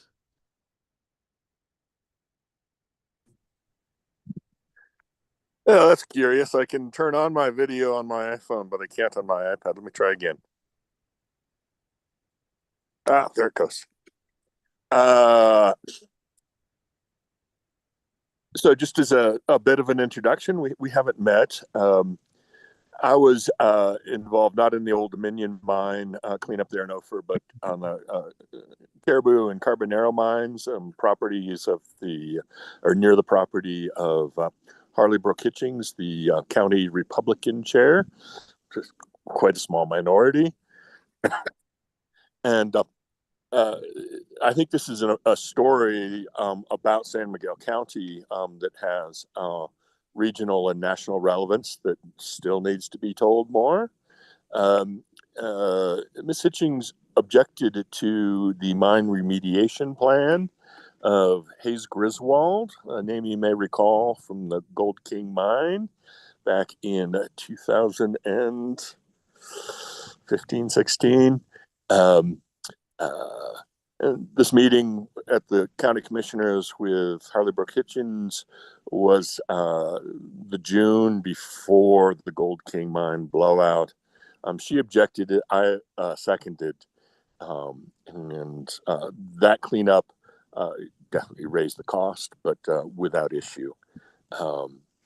Lots of ramifications from that, including my relationship with the Democratic establishment of San Miguel County, of which I'm about to raise some critical points here and name a couple names in your profession. I have been obstructed from the Mr. Tilley, we're talking about our employee Megan's efforts to communicate county business, and I'd appreciate it if you could stay with that topical thread. I am unable to call in on the County Lines program because I have been blocked completely from calling into the station in any regard, including the broadcast of my history of political commentaries, of which I'm proud of in my own communications skill portfolio and development. And that was done on the basis of false allegations.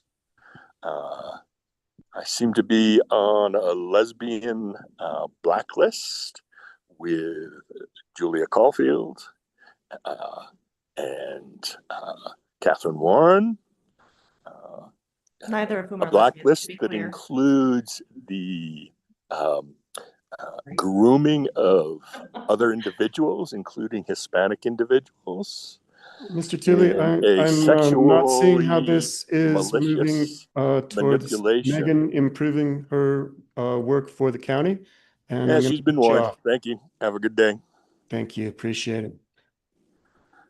All right, Megan, Yes, sir. we are pleased with your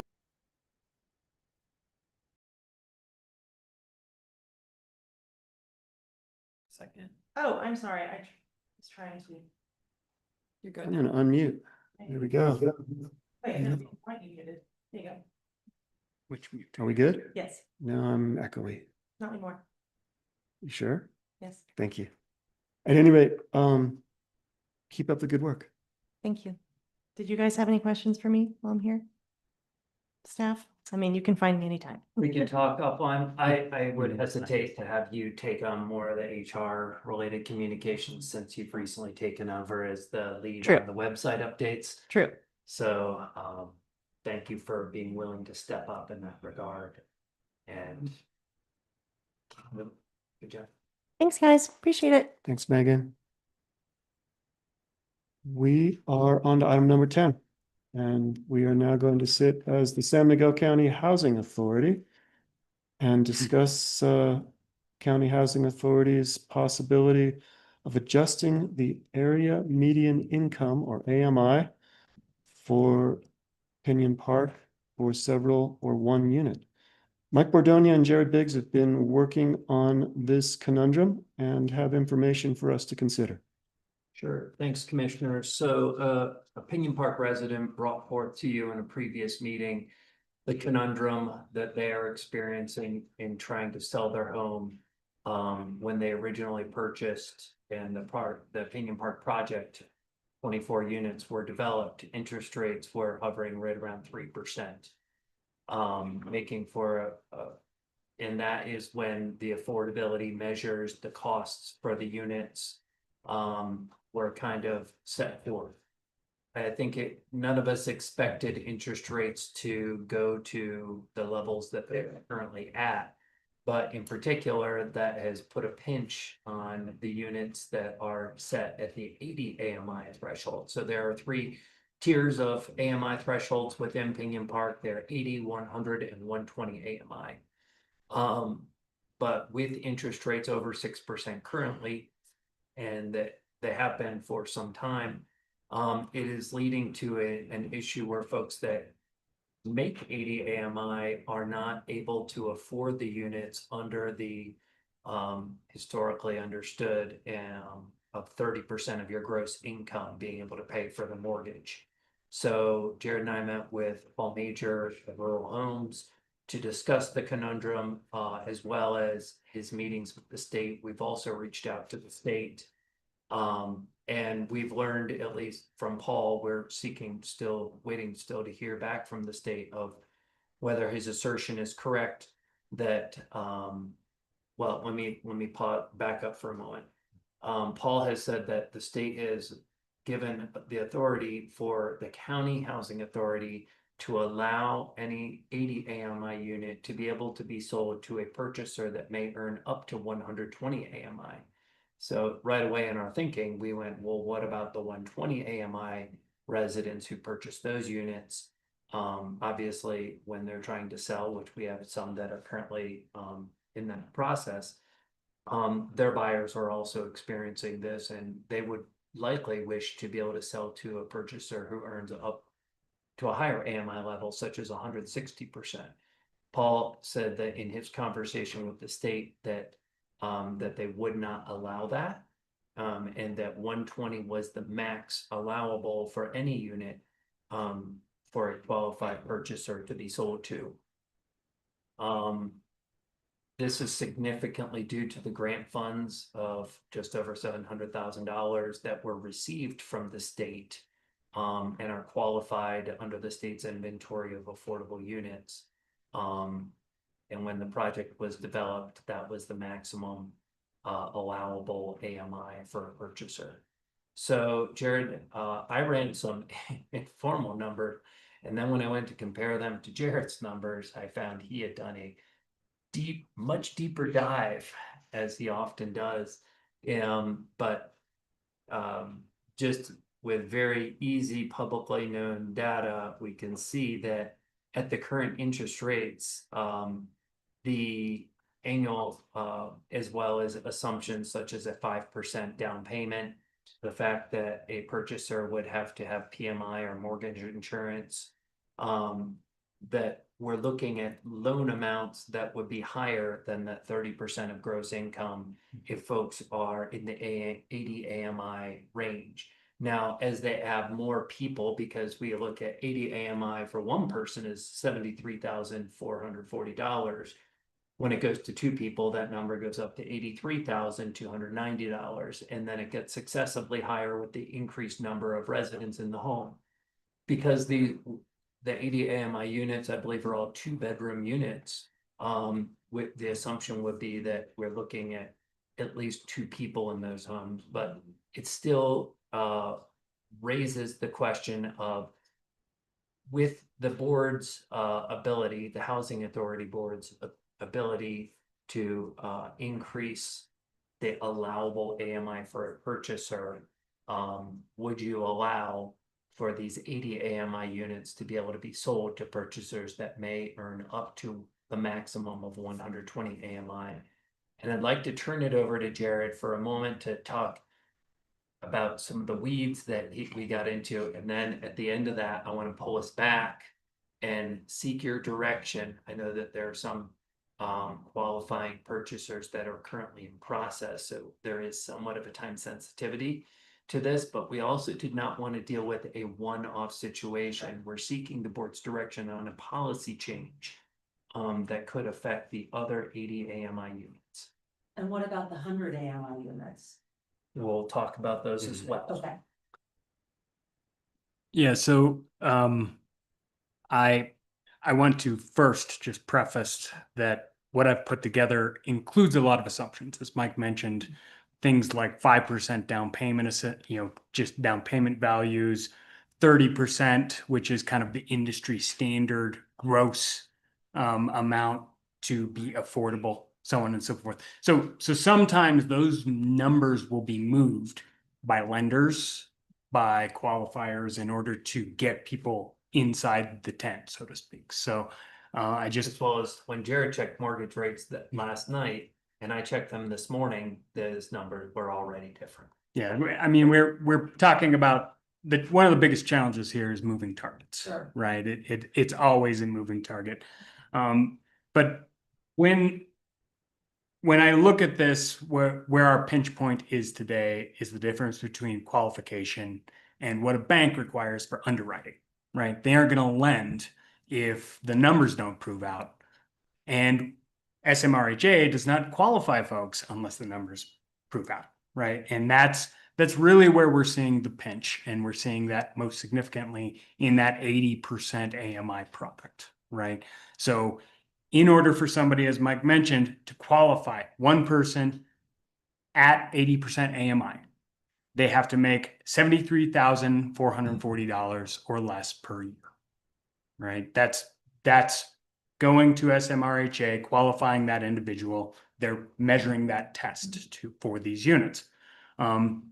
If that person were able to walk through the door and Pam Schifrin, in her, very generous way, says, "Yep, you qualify." That person then goes down to our fine community banks and says, "I want to qualify for a mortgage of X amount," and that's where we are coming into issues. So what I did was I looked at the maximum sales price of every home in Pinion Park, and The 3% annual appreciation. right, with their 3% annual appreciation, as if every home in Pinion Park were listed in July, what their max listing price would be, right? Because we're assuming that's what a seller is going to try and sell. When I put that test to that one person making 80% AMI, none of the homes meet underwriting standards. So that is at the current interest rate of 6.63 or 6.65%. And so, that changes. So I ran that model for one person. Nobody qualifies. If you change that household to 4 persons, right? If everybody's double bunking in that 2-bedroom, a few of those homes actually come available. And I think that includes the 2 that are tabbed at 80% AMI. But as I ran that model at 100% AMI and 120% AMI, and it just opens up the market for more people to qualify for those homes. But I think our big pinch point is the folks who are going in to try and qualify for 2 bedrooms, they aren't going in with roommates. They're single individuals. And when they go to the bank and they run that math, the bank is looking at them like, can you come up with more cash? Right. And I think that is ultimately the pinch point. So Could a 2-person household qualify for the 2 bedrooms Yes, potentially. but at that- 6.65%? yeah. But the other thing is, we're talking about the maximum Mhm. AMIs. So if somebody's qualifying for an 80 AMI unit, the likelihood that they are at that absolute highest dollar threshold and still qualifying Right. is a low probability. We're actually thinking of people that are earning less than that amount. So Right. when we're talking these max numbers, even with the max number, they don't qualify. Right. So if they're earning less than that, which many of them would be, it compounds that problem for them. Yeah. And I think as soon as you have that dual income household, a lot of times you fall out of qualification altogether, right?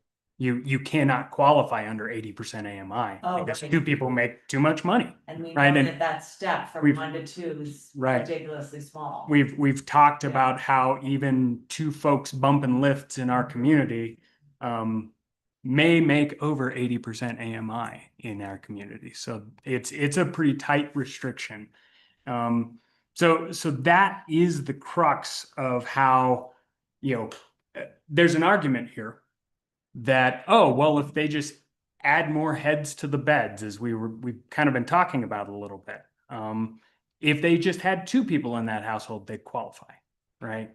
But we also know in our reality today, not everybody has a roommate or has a significant other or has a single parent who has a kid, right? And we have that pinch. And so we have this opportunity today. And I think what we're asking you as a board for, because we don't know all the moving parts quite yet, and we don't exactly know what instrument is necessary to give the state saying, hey, the county commissioners have said, let's move this from 80 to 120, right?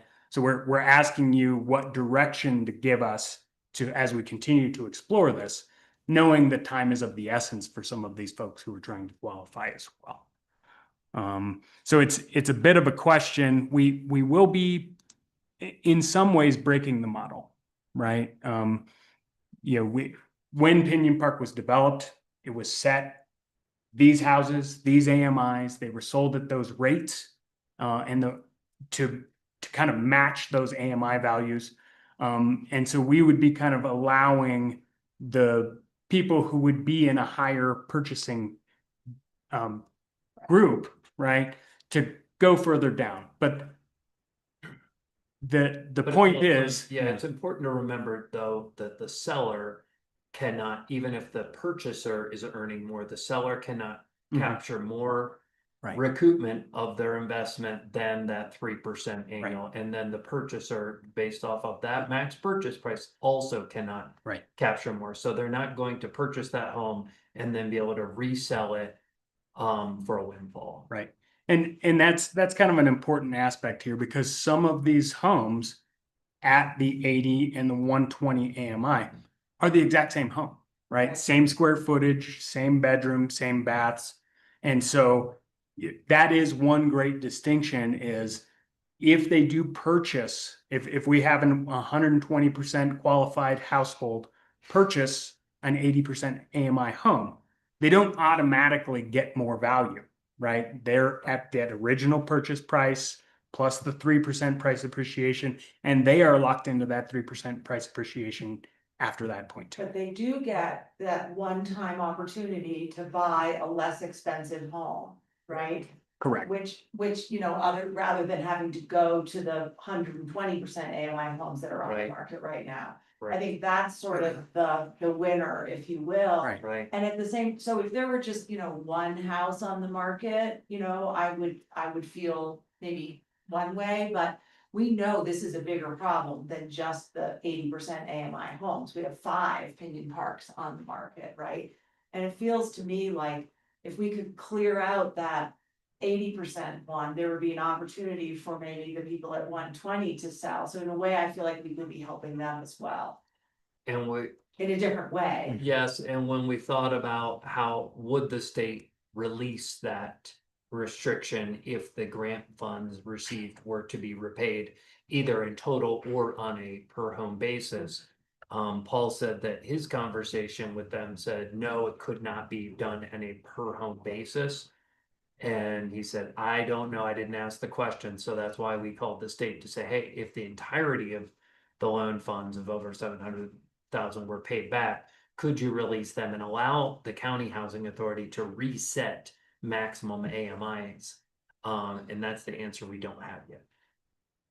We think it is extremely unlikely, however, because then that would take those units out of the state's inventory of wins of here's how many we have. Affordable units. Right. And then the other answer we don't have is whether they would allow us to raise the 120s, even if we cap the grant money. Right. Correct. If we could raise that to 160 or something, or, I thought I heard Mike say in his opening remarks that the 120s had already been denied any change by the It state. was from Paul, and we've We're gonna raised confirm that. question to the state to just verify.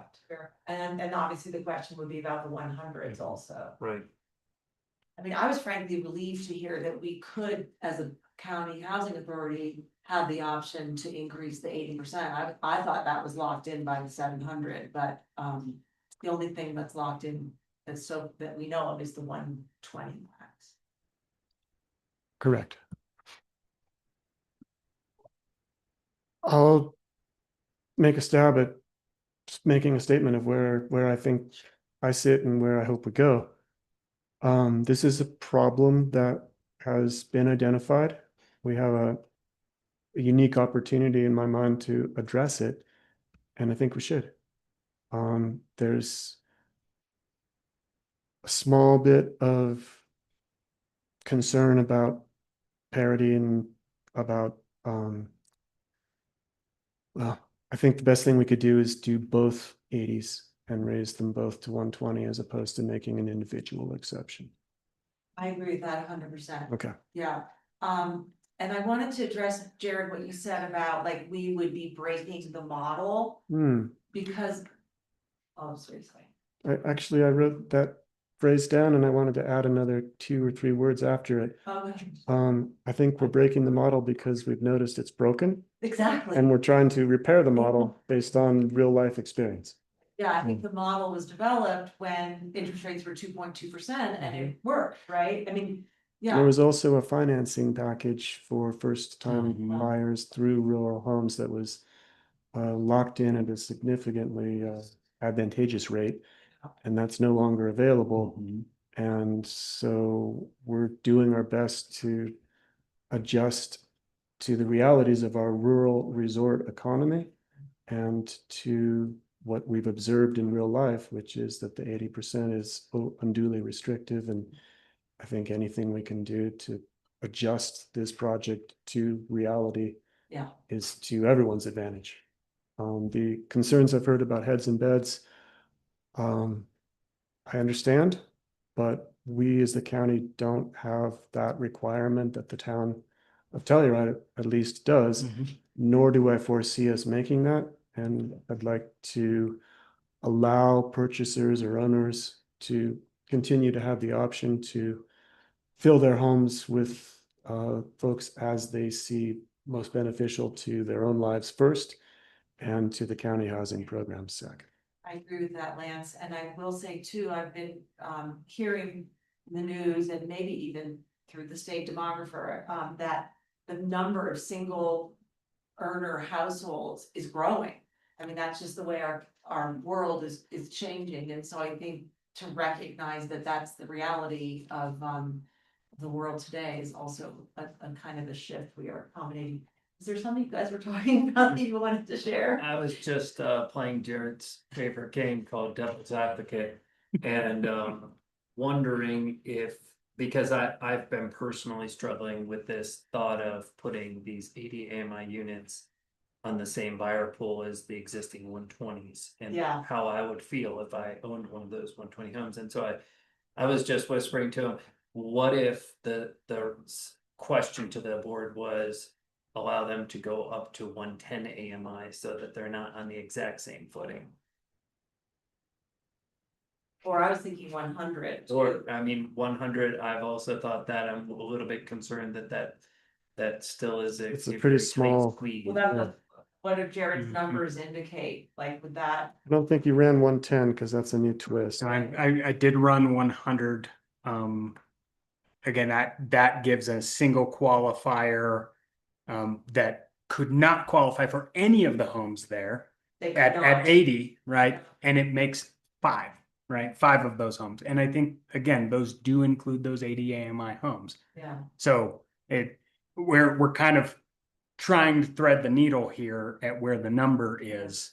And so much of it will still depend, On we all your could, assumptions. we can make this change and there could be somebody who qualifies at 100, right? And they go in and they still have to meet the underwriting. So we don't have certainty if we pick any of these things. We're just kind of resetting a couple of the parameters around the edge. Right, I hear you. I'm wondering if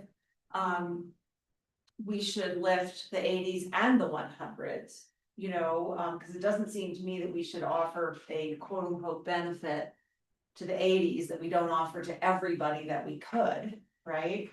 And then we continue this exploration to see if there's an opportunity to provide some relief to the 120s also through the state. Whether it be through just maybe we have the power, which we don't think we do, to raise those AMIs above 120 and or to paying off the 700. Because there's no point in having a project that worked in a 2.2% environment, but doesn't work in 6.65, which frankly, I don't think we're hearing that's gonna change anytime soon.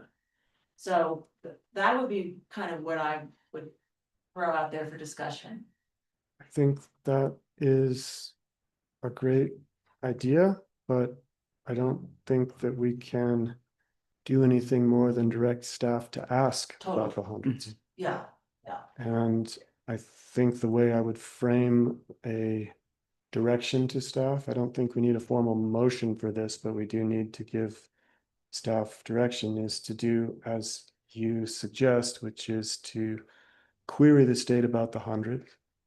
And but I think 100 we know we can lift, right? No. 120? We're still confirming the whole thing, Yeah. right? Okay. But I think Okay.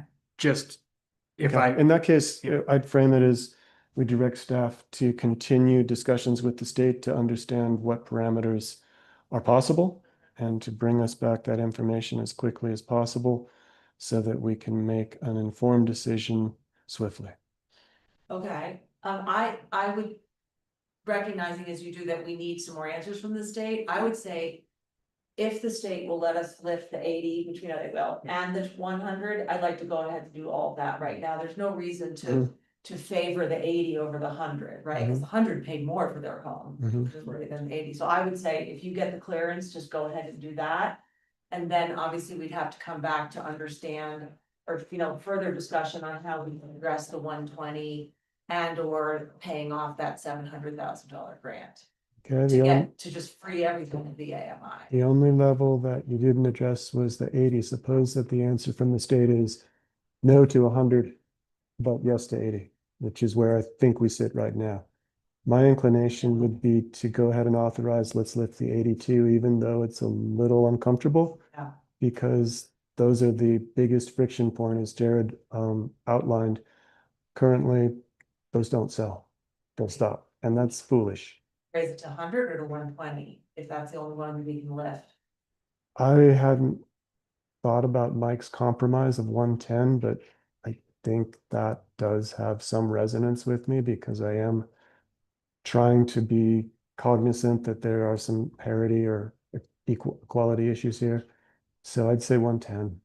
Okay. Just- And then I think again, to just tell the folks in the 100 and the 120 category that we are working towards fixing their problems too. We just don't know if we can yet. Yeah. Does that make sense? Jared. And if I may, I'm hopeful, right? Because at 100 and at 120 in particular, they become affordable at current rates, Yeah. right? And so Even with the higher purchase prices. right, and so that's where I do feel as we ran the numbers based on the current interest rate environment, the 80% AMI is the most broken. Sure. Right. It just does not pencil out. And so the only two options are wait for interest rates to correct in some way to solve my problem, or wait till my value gets large enough to get somebody in the door. And so So did you say that the hundreds work right now? 5 of them work in hundreds, Oh, right? 5. So, but again, Yeah. I ran the model on every home there because I did not have the breakdown of what is 80, 100, Oh, okay. 120, 160, because we know there are those shades. And so I just ran it on every home and every home price that's allowed, Okay. right? And so we know that the 80s that exist Yeah. are within those buckets Yeah. because they are the lowest priced Yeah. homes. So, do you feel comfortable that if we raise the 80s to 110, that those would pencil? I do believe they would We don't pencil, have to go yes. all the way. I think that's a nice, compromise, Lance.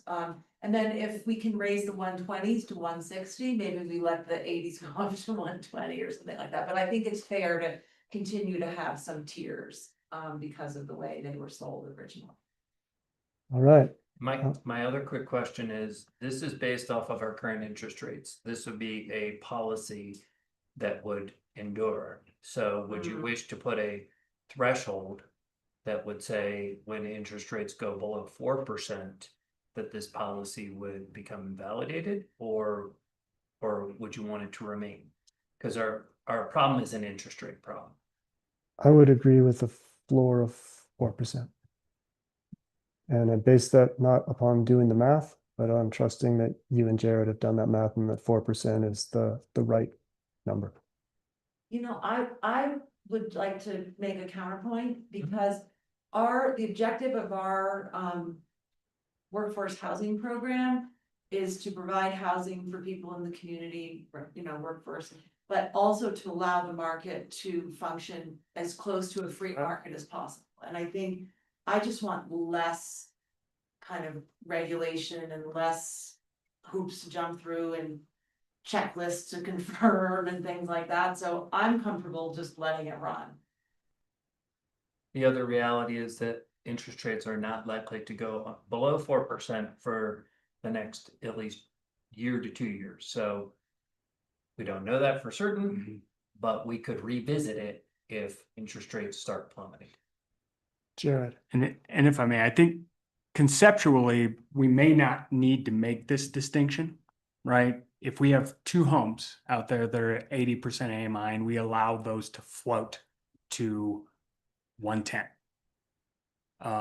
That 110 is going to be written into the new version of the deed restriction that somebody signs, right? And would continue with that property thereafter. And so, you know, whether the interest rate then declines or however it works, you know, that's how that would be set in stone. It's going to apply to that house in that same at 110, regardless of what happens with interest rates, allowing the market, the next potential qualified purchaser, they're going to have to do the same thing. They'd go to Pam's office and say, I need to qualify for this house. This house says 110. They would say yay, nay. And then they'd go to the bank and go through that same exercise, whatever the market rates are at that point in time. So I think what I'm hearing you say, Jared, is that you favor the laissez-faire approach that Commissioner Brown outlined. I don't think we need to make the distinction of a floor. You know, Okay. we'd effectively be moving 2 of them today, right? Based on this direction. And we'd be looking at moving others based on some similar logic. So I'm persuaded. Okay. Is the direction clear enough for you two to proceed? So we'll come forth with a written policy, but what I also heard you say was that you would like us to be able to effectuate this direction immediately for any homes that may be in purchase currently. Is that correct? Correct. Agreed. Okay, thank you. All right. Mr. Tooley, do you have anything to add to this housing conversation regarding Pinion Park?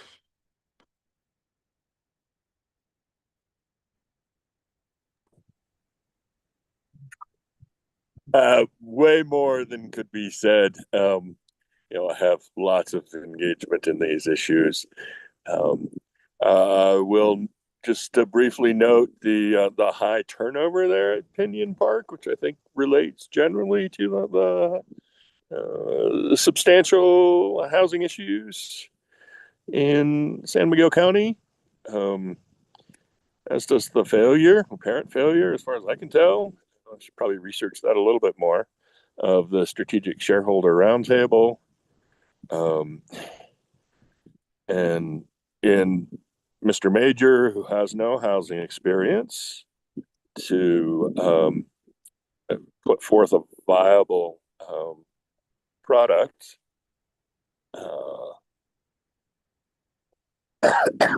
We're just gonna let him insult people here. And not you know, comment I'll on just the note question that at this hand. is family housing, and you know the appropriate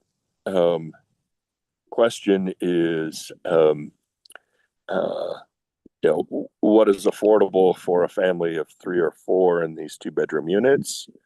What is that threshold?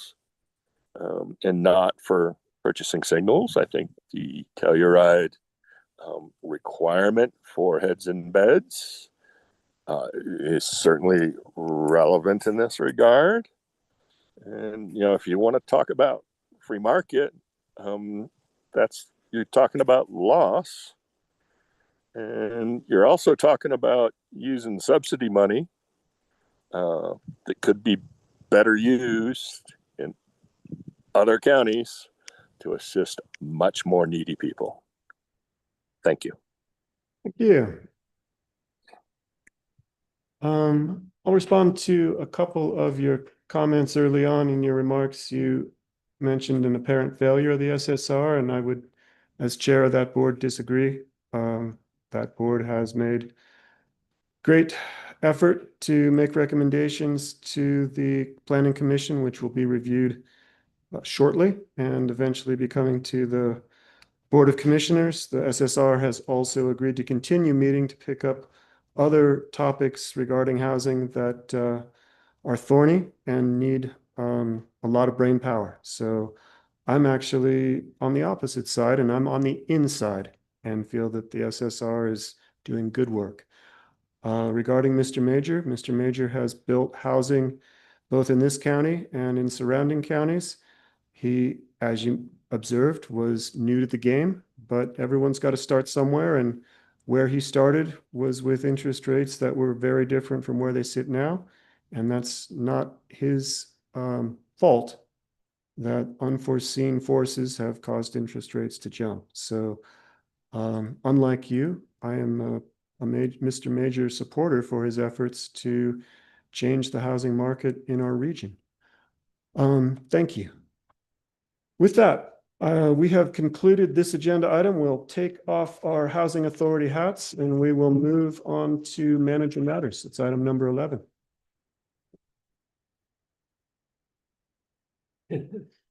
I apologize. Since we have lunch, would you care to break for lunch and then come back and do that in commissioner updates, or would you wish to continue with all? It's your call. Depends how much time we need for both. I don't need a lot. Commissioner Brown, do you have a lot of updates? 4 minutes? 4 minutes. I say we power through. Okay, great. Thanks, commissioners. First off, the county has authorized the Black Bear Pass uphill Jeep event during the morning of Saturday, September 12th. So that will be an impact until noon on Saturday, the 12th. That same day, the Imogene Pass Run will be occurring, and that road will be closed from midnight the day before until 3 p.m. that afternoon for that event. And Megan, as well as Road and Bridge, have put out information about those events and the impacts. Speaking of the Tomboy Road Imogene Pass, Ryan Rigetti verified the repair for the failure of the road that occurred last year, and that was repaired thanks to the commissioner's additional funding allocation. And so the contractor's bond will be released because it is holding up nicely. The Galloping Goose Park had a little bit of pause while we had the steps from Colorado Avenue redesigned to become ADA compliant. And now that is proceeding with an October 1st completion date. We do anticipate it will be done before then, as well as the sculpture from our the governor selected sculpture team will be installed. So we're looking to early October for potential grand opening, reopening of that park. I have a couple questions on that. I Sure. thought it was a 3-week project and that. It was, but we had to pause first to redesign the retaining wall because the original design was going to prohibit 3 parking spaces in the courthouse. We also removed the water fountain and changed some of the landscaping in there. And then when they started, they noticed that the stairs as they joined the sidewalk were cracked and insufficient. So they had to go back and re-engineer and redesign those. While it was in that hiatus period, though, the new irrigation system was completed, the old one removed, the crack lines and such, and redesigned and installed. So there was not as much of a hiatus as appeared to be. So we are hopeful that within 3 weeks it will be complete. And I also ran into Greg Polio yesterday, and he noted that we pause work on the park when when court is in session. That's correct. So that if the public comes by and sees there isn't something happening, it's very likely that it's because court is in session. Thank you. That's a really important point. And the contractor has been very good about Yeah. accommodating the court schedule.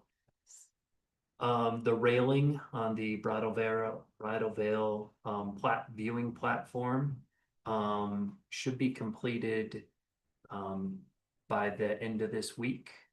So that was a safety concern brought to us brought forth from our parks supervisor, and we went ahead and commissioned Anton Ward to complete that railing in the same nature and style as the existing railing on the front and side. As far as regular stuff, we are nearly complete, or I'm nearly complete on my mid-year check-ins. That was a slightly delayed process. But that's a new thing from our HR department, to have a verifiable form to ensure that all of our directors and elected officials are meeting with their reporting staff in the middle of the year, not just waiting for their annual review. We're also in the depths of our budget process, and I have kind of assumed the Parks and Open Space budget process while we are in the process. I said way too many times, I'm sorry. While we're hiring for our new Parks and Open Space manager, we had our first interview yesterday, and we have 3 more on Friday. I'm extremely pleased with the depth and quality of our candidate pool. We had over, I believe, 9 applications for that role. And I'm confident that within a month, we will be able to have our new person on board. I attended the Open Space Commission Monday evening. We also spoke about the Down Valley Connector Trail. Oh my gosh, I'm blanking on the gentleman's name who is always at our Placerville meeting. Scott Upshur. Scott Upshur was there and is considering joining the Open Space Commission. We've said we would welcome his application, but he had brought forth the idea of allowing it to be started as a primitive trail rather than as a commuter or ADA accessible full width grade trail. So he's identified some sections that would not require extensive infrastructure such as bridges to allow the public to access where the ultimate trail alignment will go. And that's substantially on BLM property. So I wanted to seek your guidance to see if you were supportive of contacting the BLM and perhaps trying to implement certain sections of the trail for recreational purposes where we can do so without significant expenditure. I see 2 Yes. thumbs up. Thank you. Yes. While we're talking about the Down Valley Trail, I remember our previous Parks and Open Space supervisor or director was looking at getting money for bridges on that. Is it segment 5 or segment 1? Is that something we're still pursuing, or is that? So because of the needs for emergency access, and if somebody were to have an injury, to evacuate them from that, Yeah. that is going to require bridges that can hold vehicles. As well as if there are major rock fall or other things, we would need to get across equipment that could clear that. So unfortunately, the thought of having just a pedestrian footbridge, which would be a less expensive option, is not as viable in the long term and will prohibit us from getting more significant grants in the future. And with my question that I'm bringing to you, it is not to forego the opportunity to develop the trail. Sure.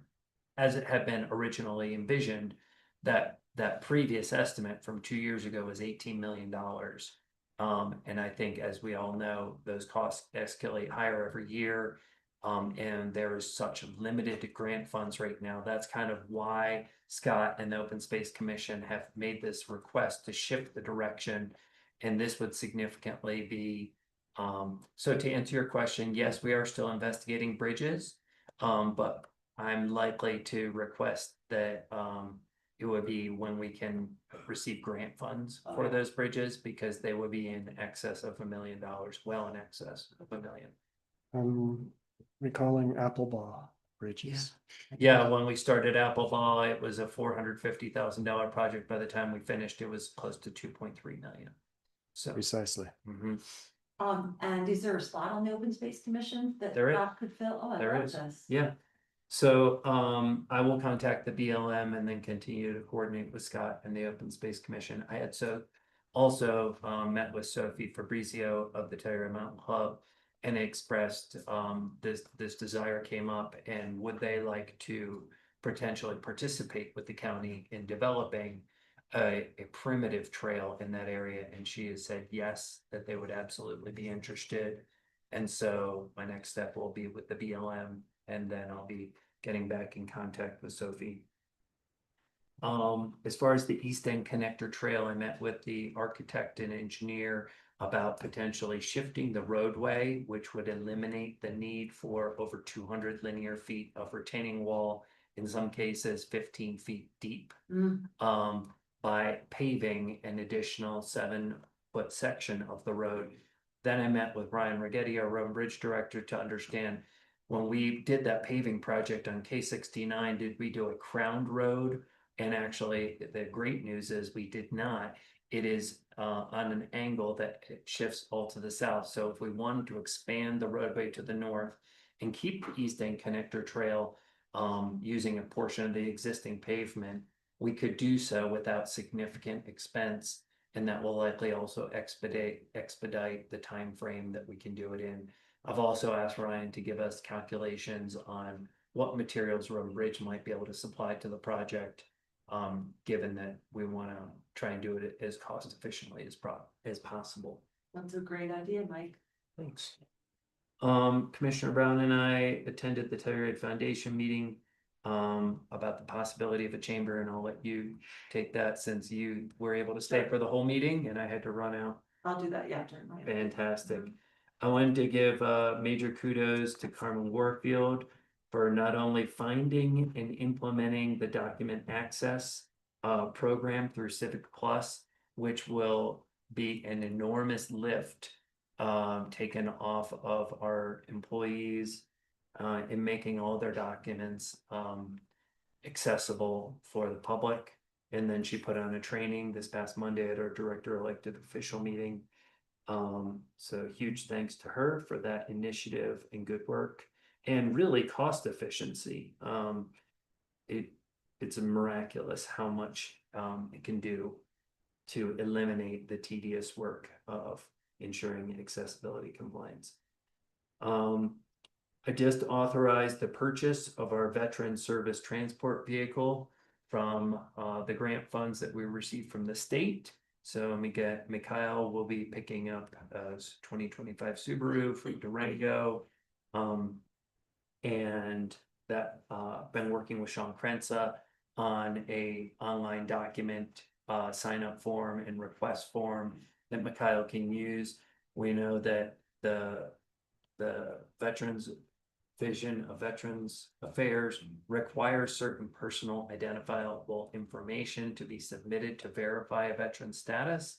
So that was an extra layer that Sean has been working on in ensuring that, we're not just using a Google form that could accidentally have personal information shared, but that has just been figured out. So Mikhail will be able to implement his veterans transport program for all the veterans in San Miguel and Uray counties immediately. And we also received $15,000 from El Pomar to pay for driver funds. And there is no time frame on that. So those funds will remain until they're used up in their entirety, and then we'll be asking for that in the veterans budget. But for at least this year and next year, there will be no additional request to the commissioners. That is super exciting. We've been working on that, or you, Yeah. for a couple of years. Yeah, I mean, it all started from our meetings in Egner and hearing about the extreme difficulty that veterans were having getting to their appointments at the VA in Grand Junction. And that the only available service was costing over $700 to $1,000 per trip, which then was cost prohibitive for those veterans. Jared, Christina, and I met with CEBT last week. And I don't want to steal any thunder if you were going to talk about that. Can I steal it? Okay, great. So we had some high individual claims last year. So unlike our previous insurance, they look at our claims from last year up till now. And due to the fact that we had some very high claim numbers, it was going to be pushing us into a 20% increase in our health insurance costs. This is in the magnitude of $500,000 of increased cost to the county, substantially more than our property tax revenue is increasing.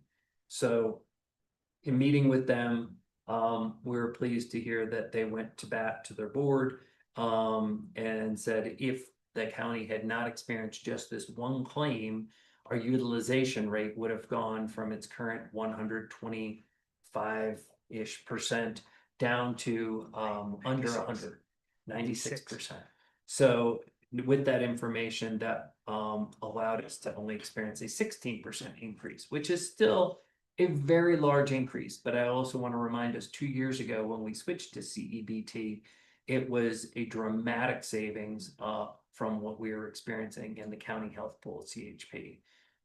So it's not great, but we had kind of been bracing for a 17% increase. So that is a little bit better than what we were hoping for. And it is on par with all of our other public serving institutions are experiencing. CBT serves It's driving this increase. We were 13% last year, right? more. 17%. 17, I mean, what is driving this? I can't get my head around it. I mean, they continued to share with us that, the trajectory in healthcare is simply up and up in a magnitude that is much faster than any other inflationary factor. And so, I mean, their suggestion to us is that simple healthcare inflation is going to pace at 10% year over year. And then if you use your benefits, you pay, right? Unless we meet coverage thresholds that we use less than we're putting in. So it's a real challenge. I think the whole healthcare conundrum is an issue. And to Mike's point, we were bracing for 17, so 16 feels.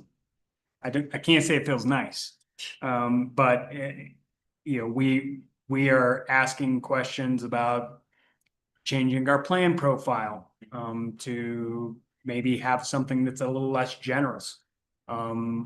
Increasing the employees. Increasing employee portions. Because we absorbed it last year, we're heading towards a situation like we were previously in where the county kept absorbing the employee portion of the increase every year.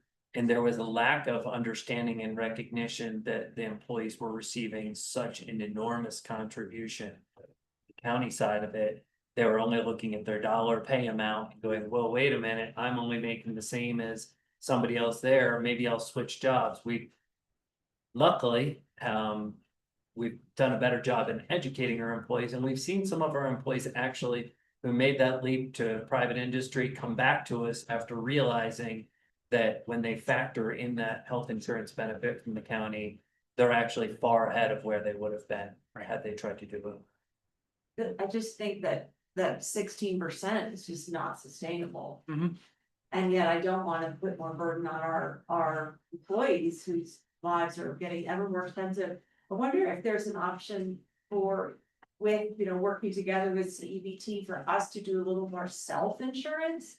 Like I've been in, not myself, but other friends I know with private insurance, through their employer, their employer has like covered the first 2,000, I don't know what the right number is, of their benefits, they didn't have to use it.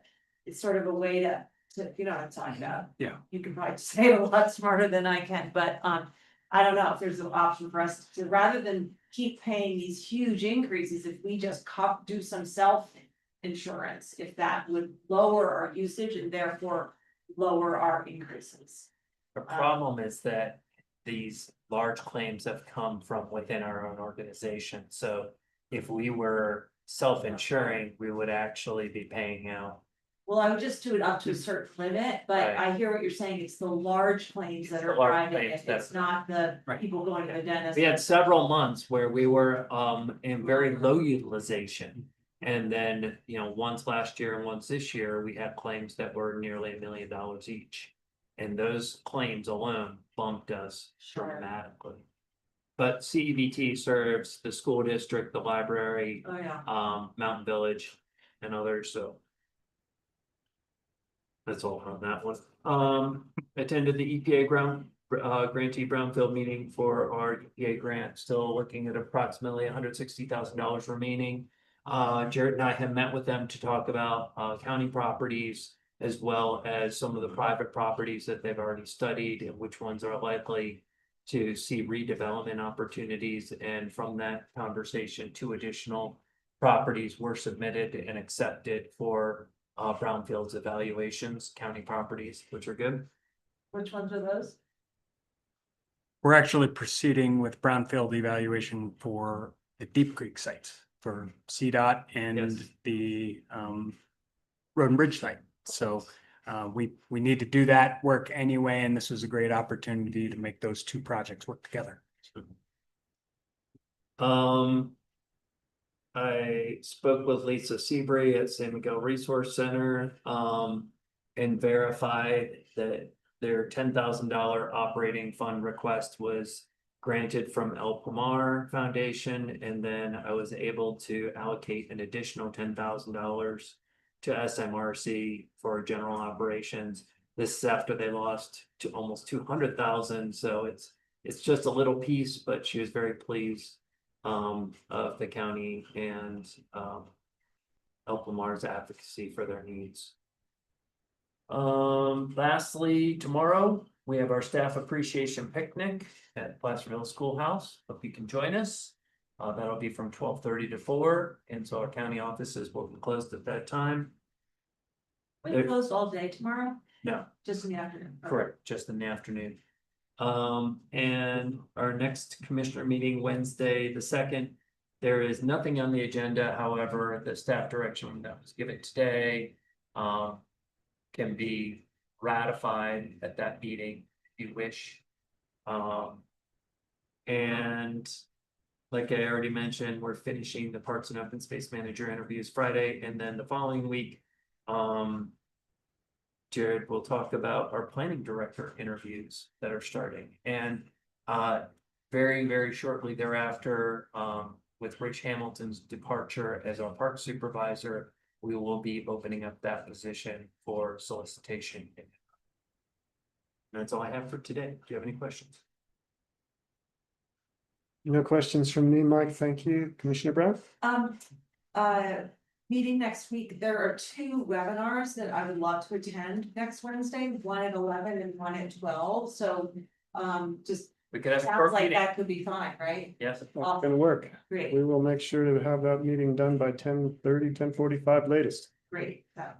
All right. Mr. Biggs, is there anything you'd care to add in the manager matters department? I think the only things I'd want you all to be aware of, I did attend a HARC meeting last Wednesday Yes. to discuss the ongoing efforts with the Fruin Building redevelopment, or Aspen in Colorado, as we discussed. They presented Hawk, our design consultants that are working in conjunction between us and the town, presented the amendments that they had taken from the previous HARC meeting last May and discussed them. We continue to look for options, alternatives for shed number 81. Because that tends to be the sticking point. We've looked at nearly every location on the alley And if we are to locate it on the alley, we lose parking. And you all know very well how important parking is, and we only assume that redevelopment of that property will result in more parking demands. So we have a meeting, Mike and I have a meeting tomorrow with the team to talk about parking and shed relocation. And I would just make this call out to anybody in the public who lives in the historic district who would like a shed. We might have one for you. So Free shed. free. With potentially relocation and improvement of that. Right. So we're looking for any Not just the opportunity we can find. What was reaction to the revised plan? They appreciated some things that were developed. They did not appreciate a few others. And they said, we really don't want that shed in the park. We want it on an alley somewhere. We really would like it on the alley behind Miramonte. We don't care about parking, right? So that's our conundrum is. Would that be the only issue really is the shed? They want some different treatments. They said windows seem very institutional. One of the gentlemen on the Hart board said he designed prisons and those look like prison windows. And we don't want our staff to be looking out prison windows, I guess. Any window would be great for me. Second. But you know, they were substantive changes for architects, but for people like me, it's like, cool, great. Like make those window treatments, do those things, great. So So- essentially, it's moving forward. It's continues to move, and like I said, we've got that meeting tomorrow to keep pushing that ball ahead. Other than that, I did want to mention I had a pre-bid conference for the Lawson Hill Trail project yesterday. We had 4 contractors come to that meeting, and so we continue to. Those bids are due back to us by the 9th of September, and then we'll be talking about how to make whatever number they give us work. So with our TAP grant funding and with the Lawson Hill Property Owners Association, who has committed funding to pay for much of the rest of the development. So Is that any chance that would happen this fall or is that a next spring project or next year? the way we proposed this bid was with a floating calendar. So we're asking the contractor to propose a calendar that'll work for them, that'll work for us.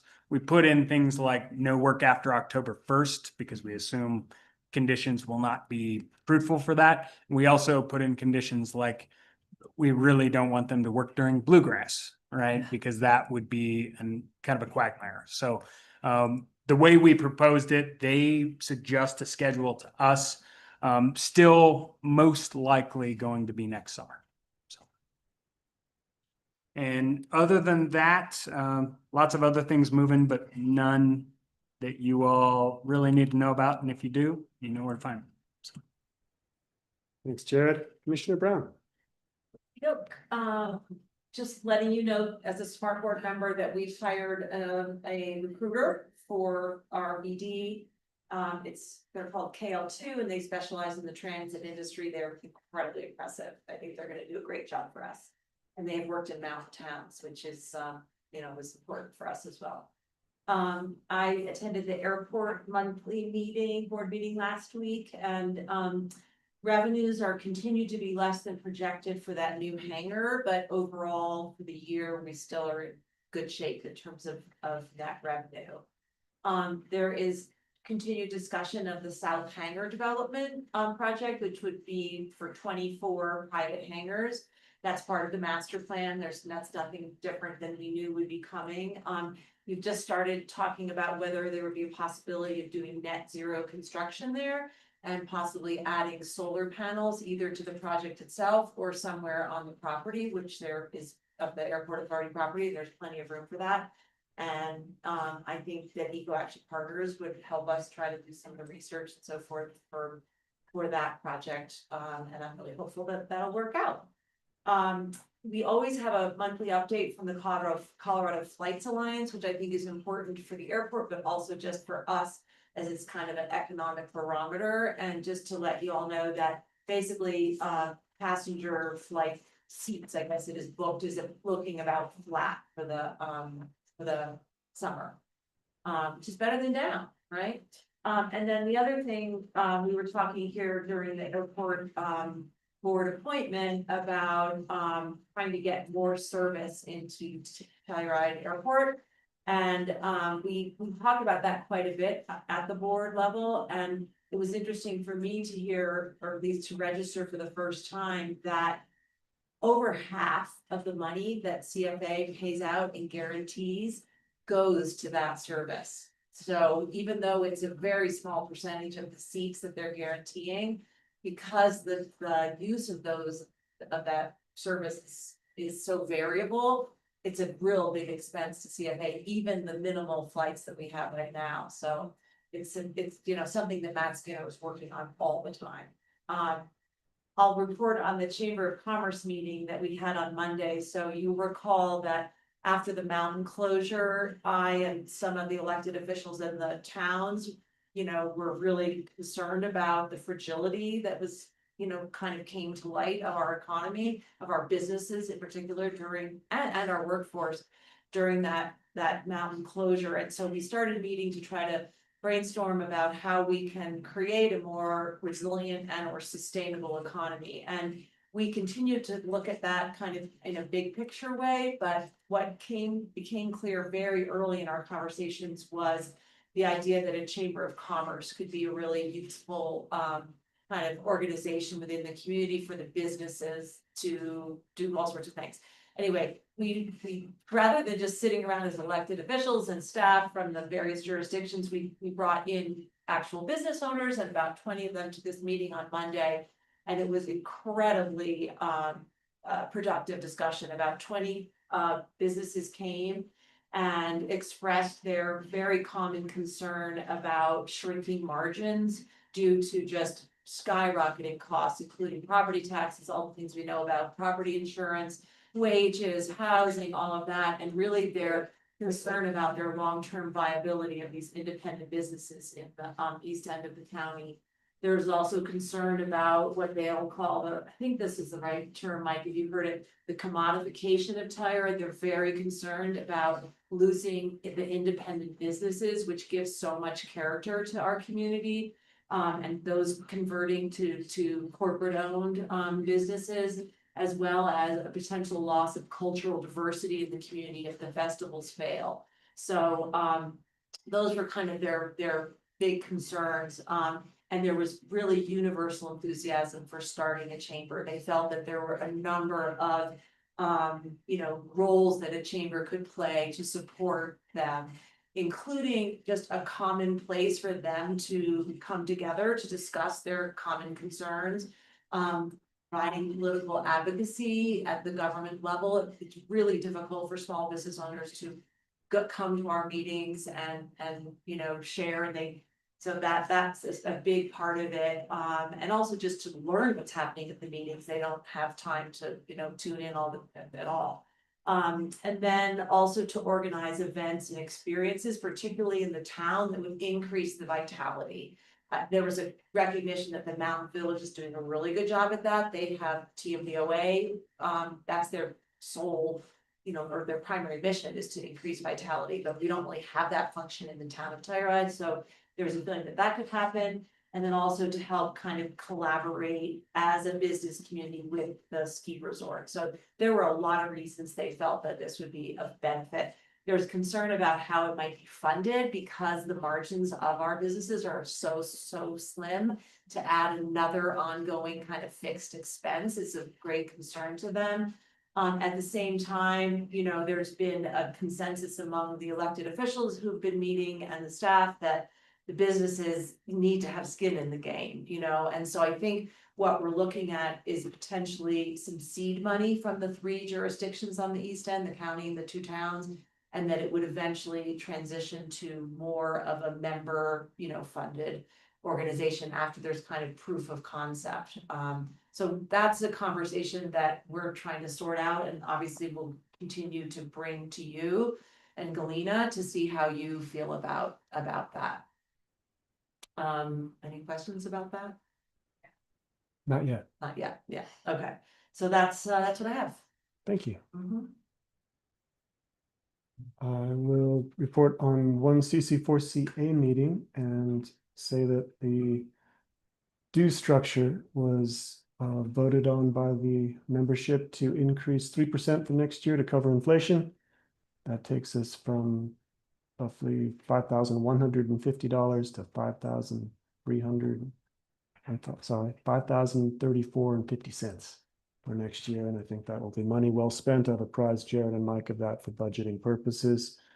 The other focus of that meeting was, should CC4CA take some stances on upcoming ballot measures? And the answer was to oppose on 175 and 177. That's 175 is the putting the transportation road into the Constitution. And 177 is natural gas by right. And that the both those were opposed. And then 308, which is taxes on hunting or outdoors recreation going into GOCO and other outdoors expenditures. There were a lot of questions. We put that on hold. Okay. So let's see how CC4CA meshes up with CCI, CCAT, and our own hearts, and just throw that into the hopper when we have that discussion. Thanks for that information.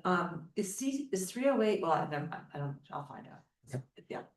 And while you're mentioning the dues for CC4CA, I'll mention that CCI dues have also been announced and there will be a 1.5% increase. I understand. Thanks. And yeah, that's up to 15,225. And I looked at what it's based on. It's really based on our assessed valuation, and then you get an additional bump on population, but our population is below that threshold. Sure. Just based on our assessed valuation. And CCA is based express entirely on population. Population. Yeah. Yeah. All right. With that, we have completed today's agenda. I would entertain a motion to adjourn. So move. Oh, wait, Maura. I almost knew that. All right, so moved to adjourn. Second, all those in favor? Aye. Aye as well. Motion carries. Thanks, everyone. Have a great afternoon. Thank you. Luncheon is served.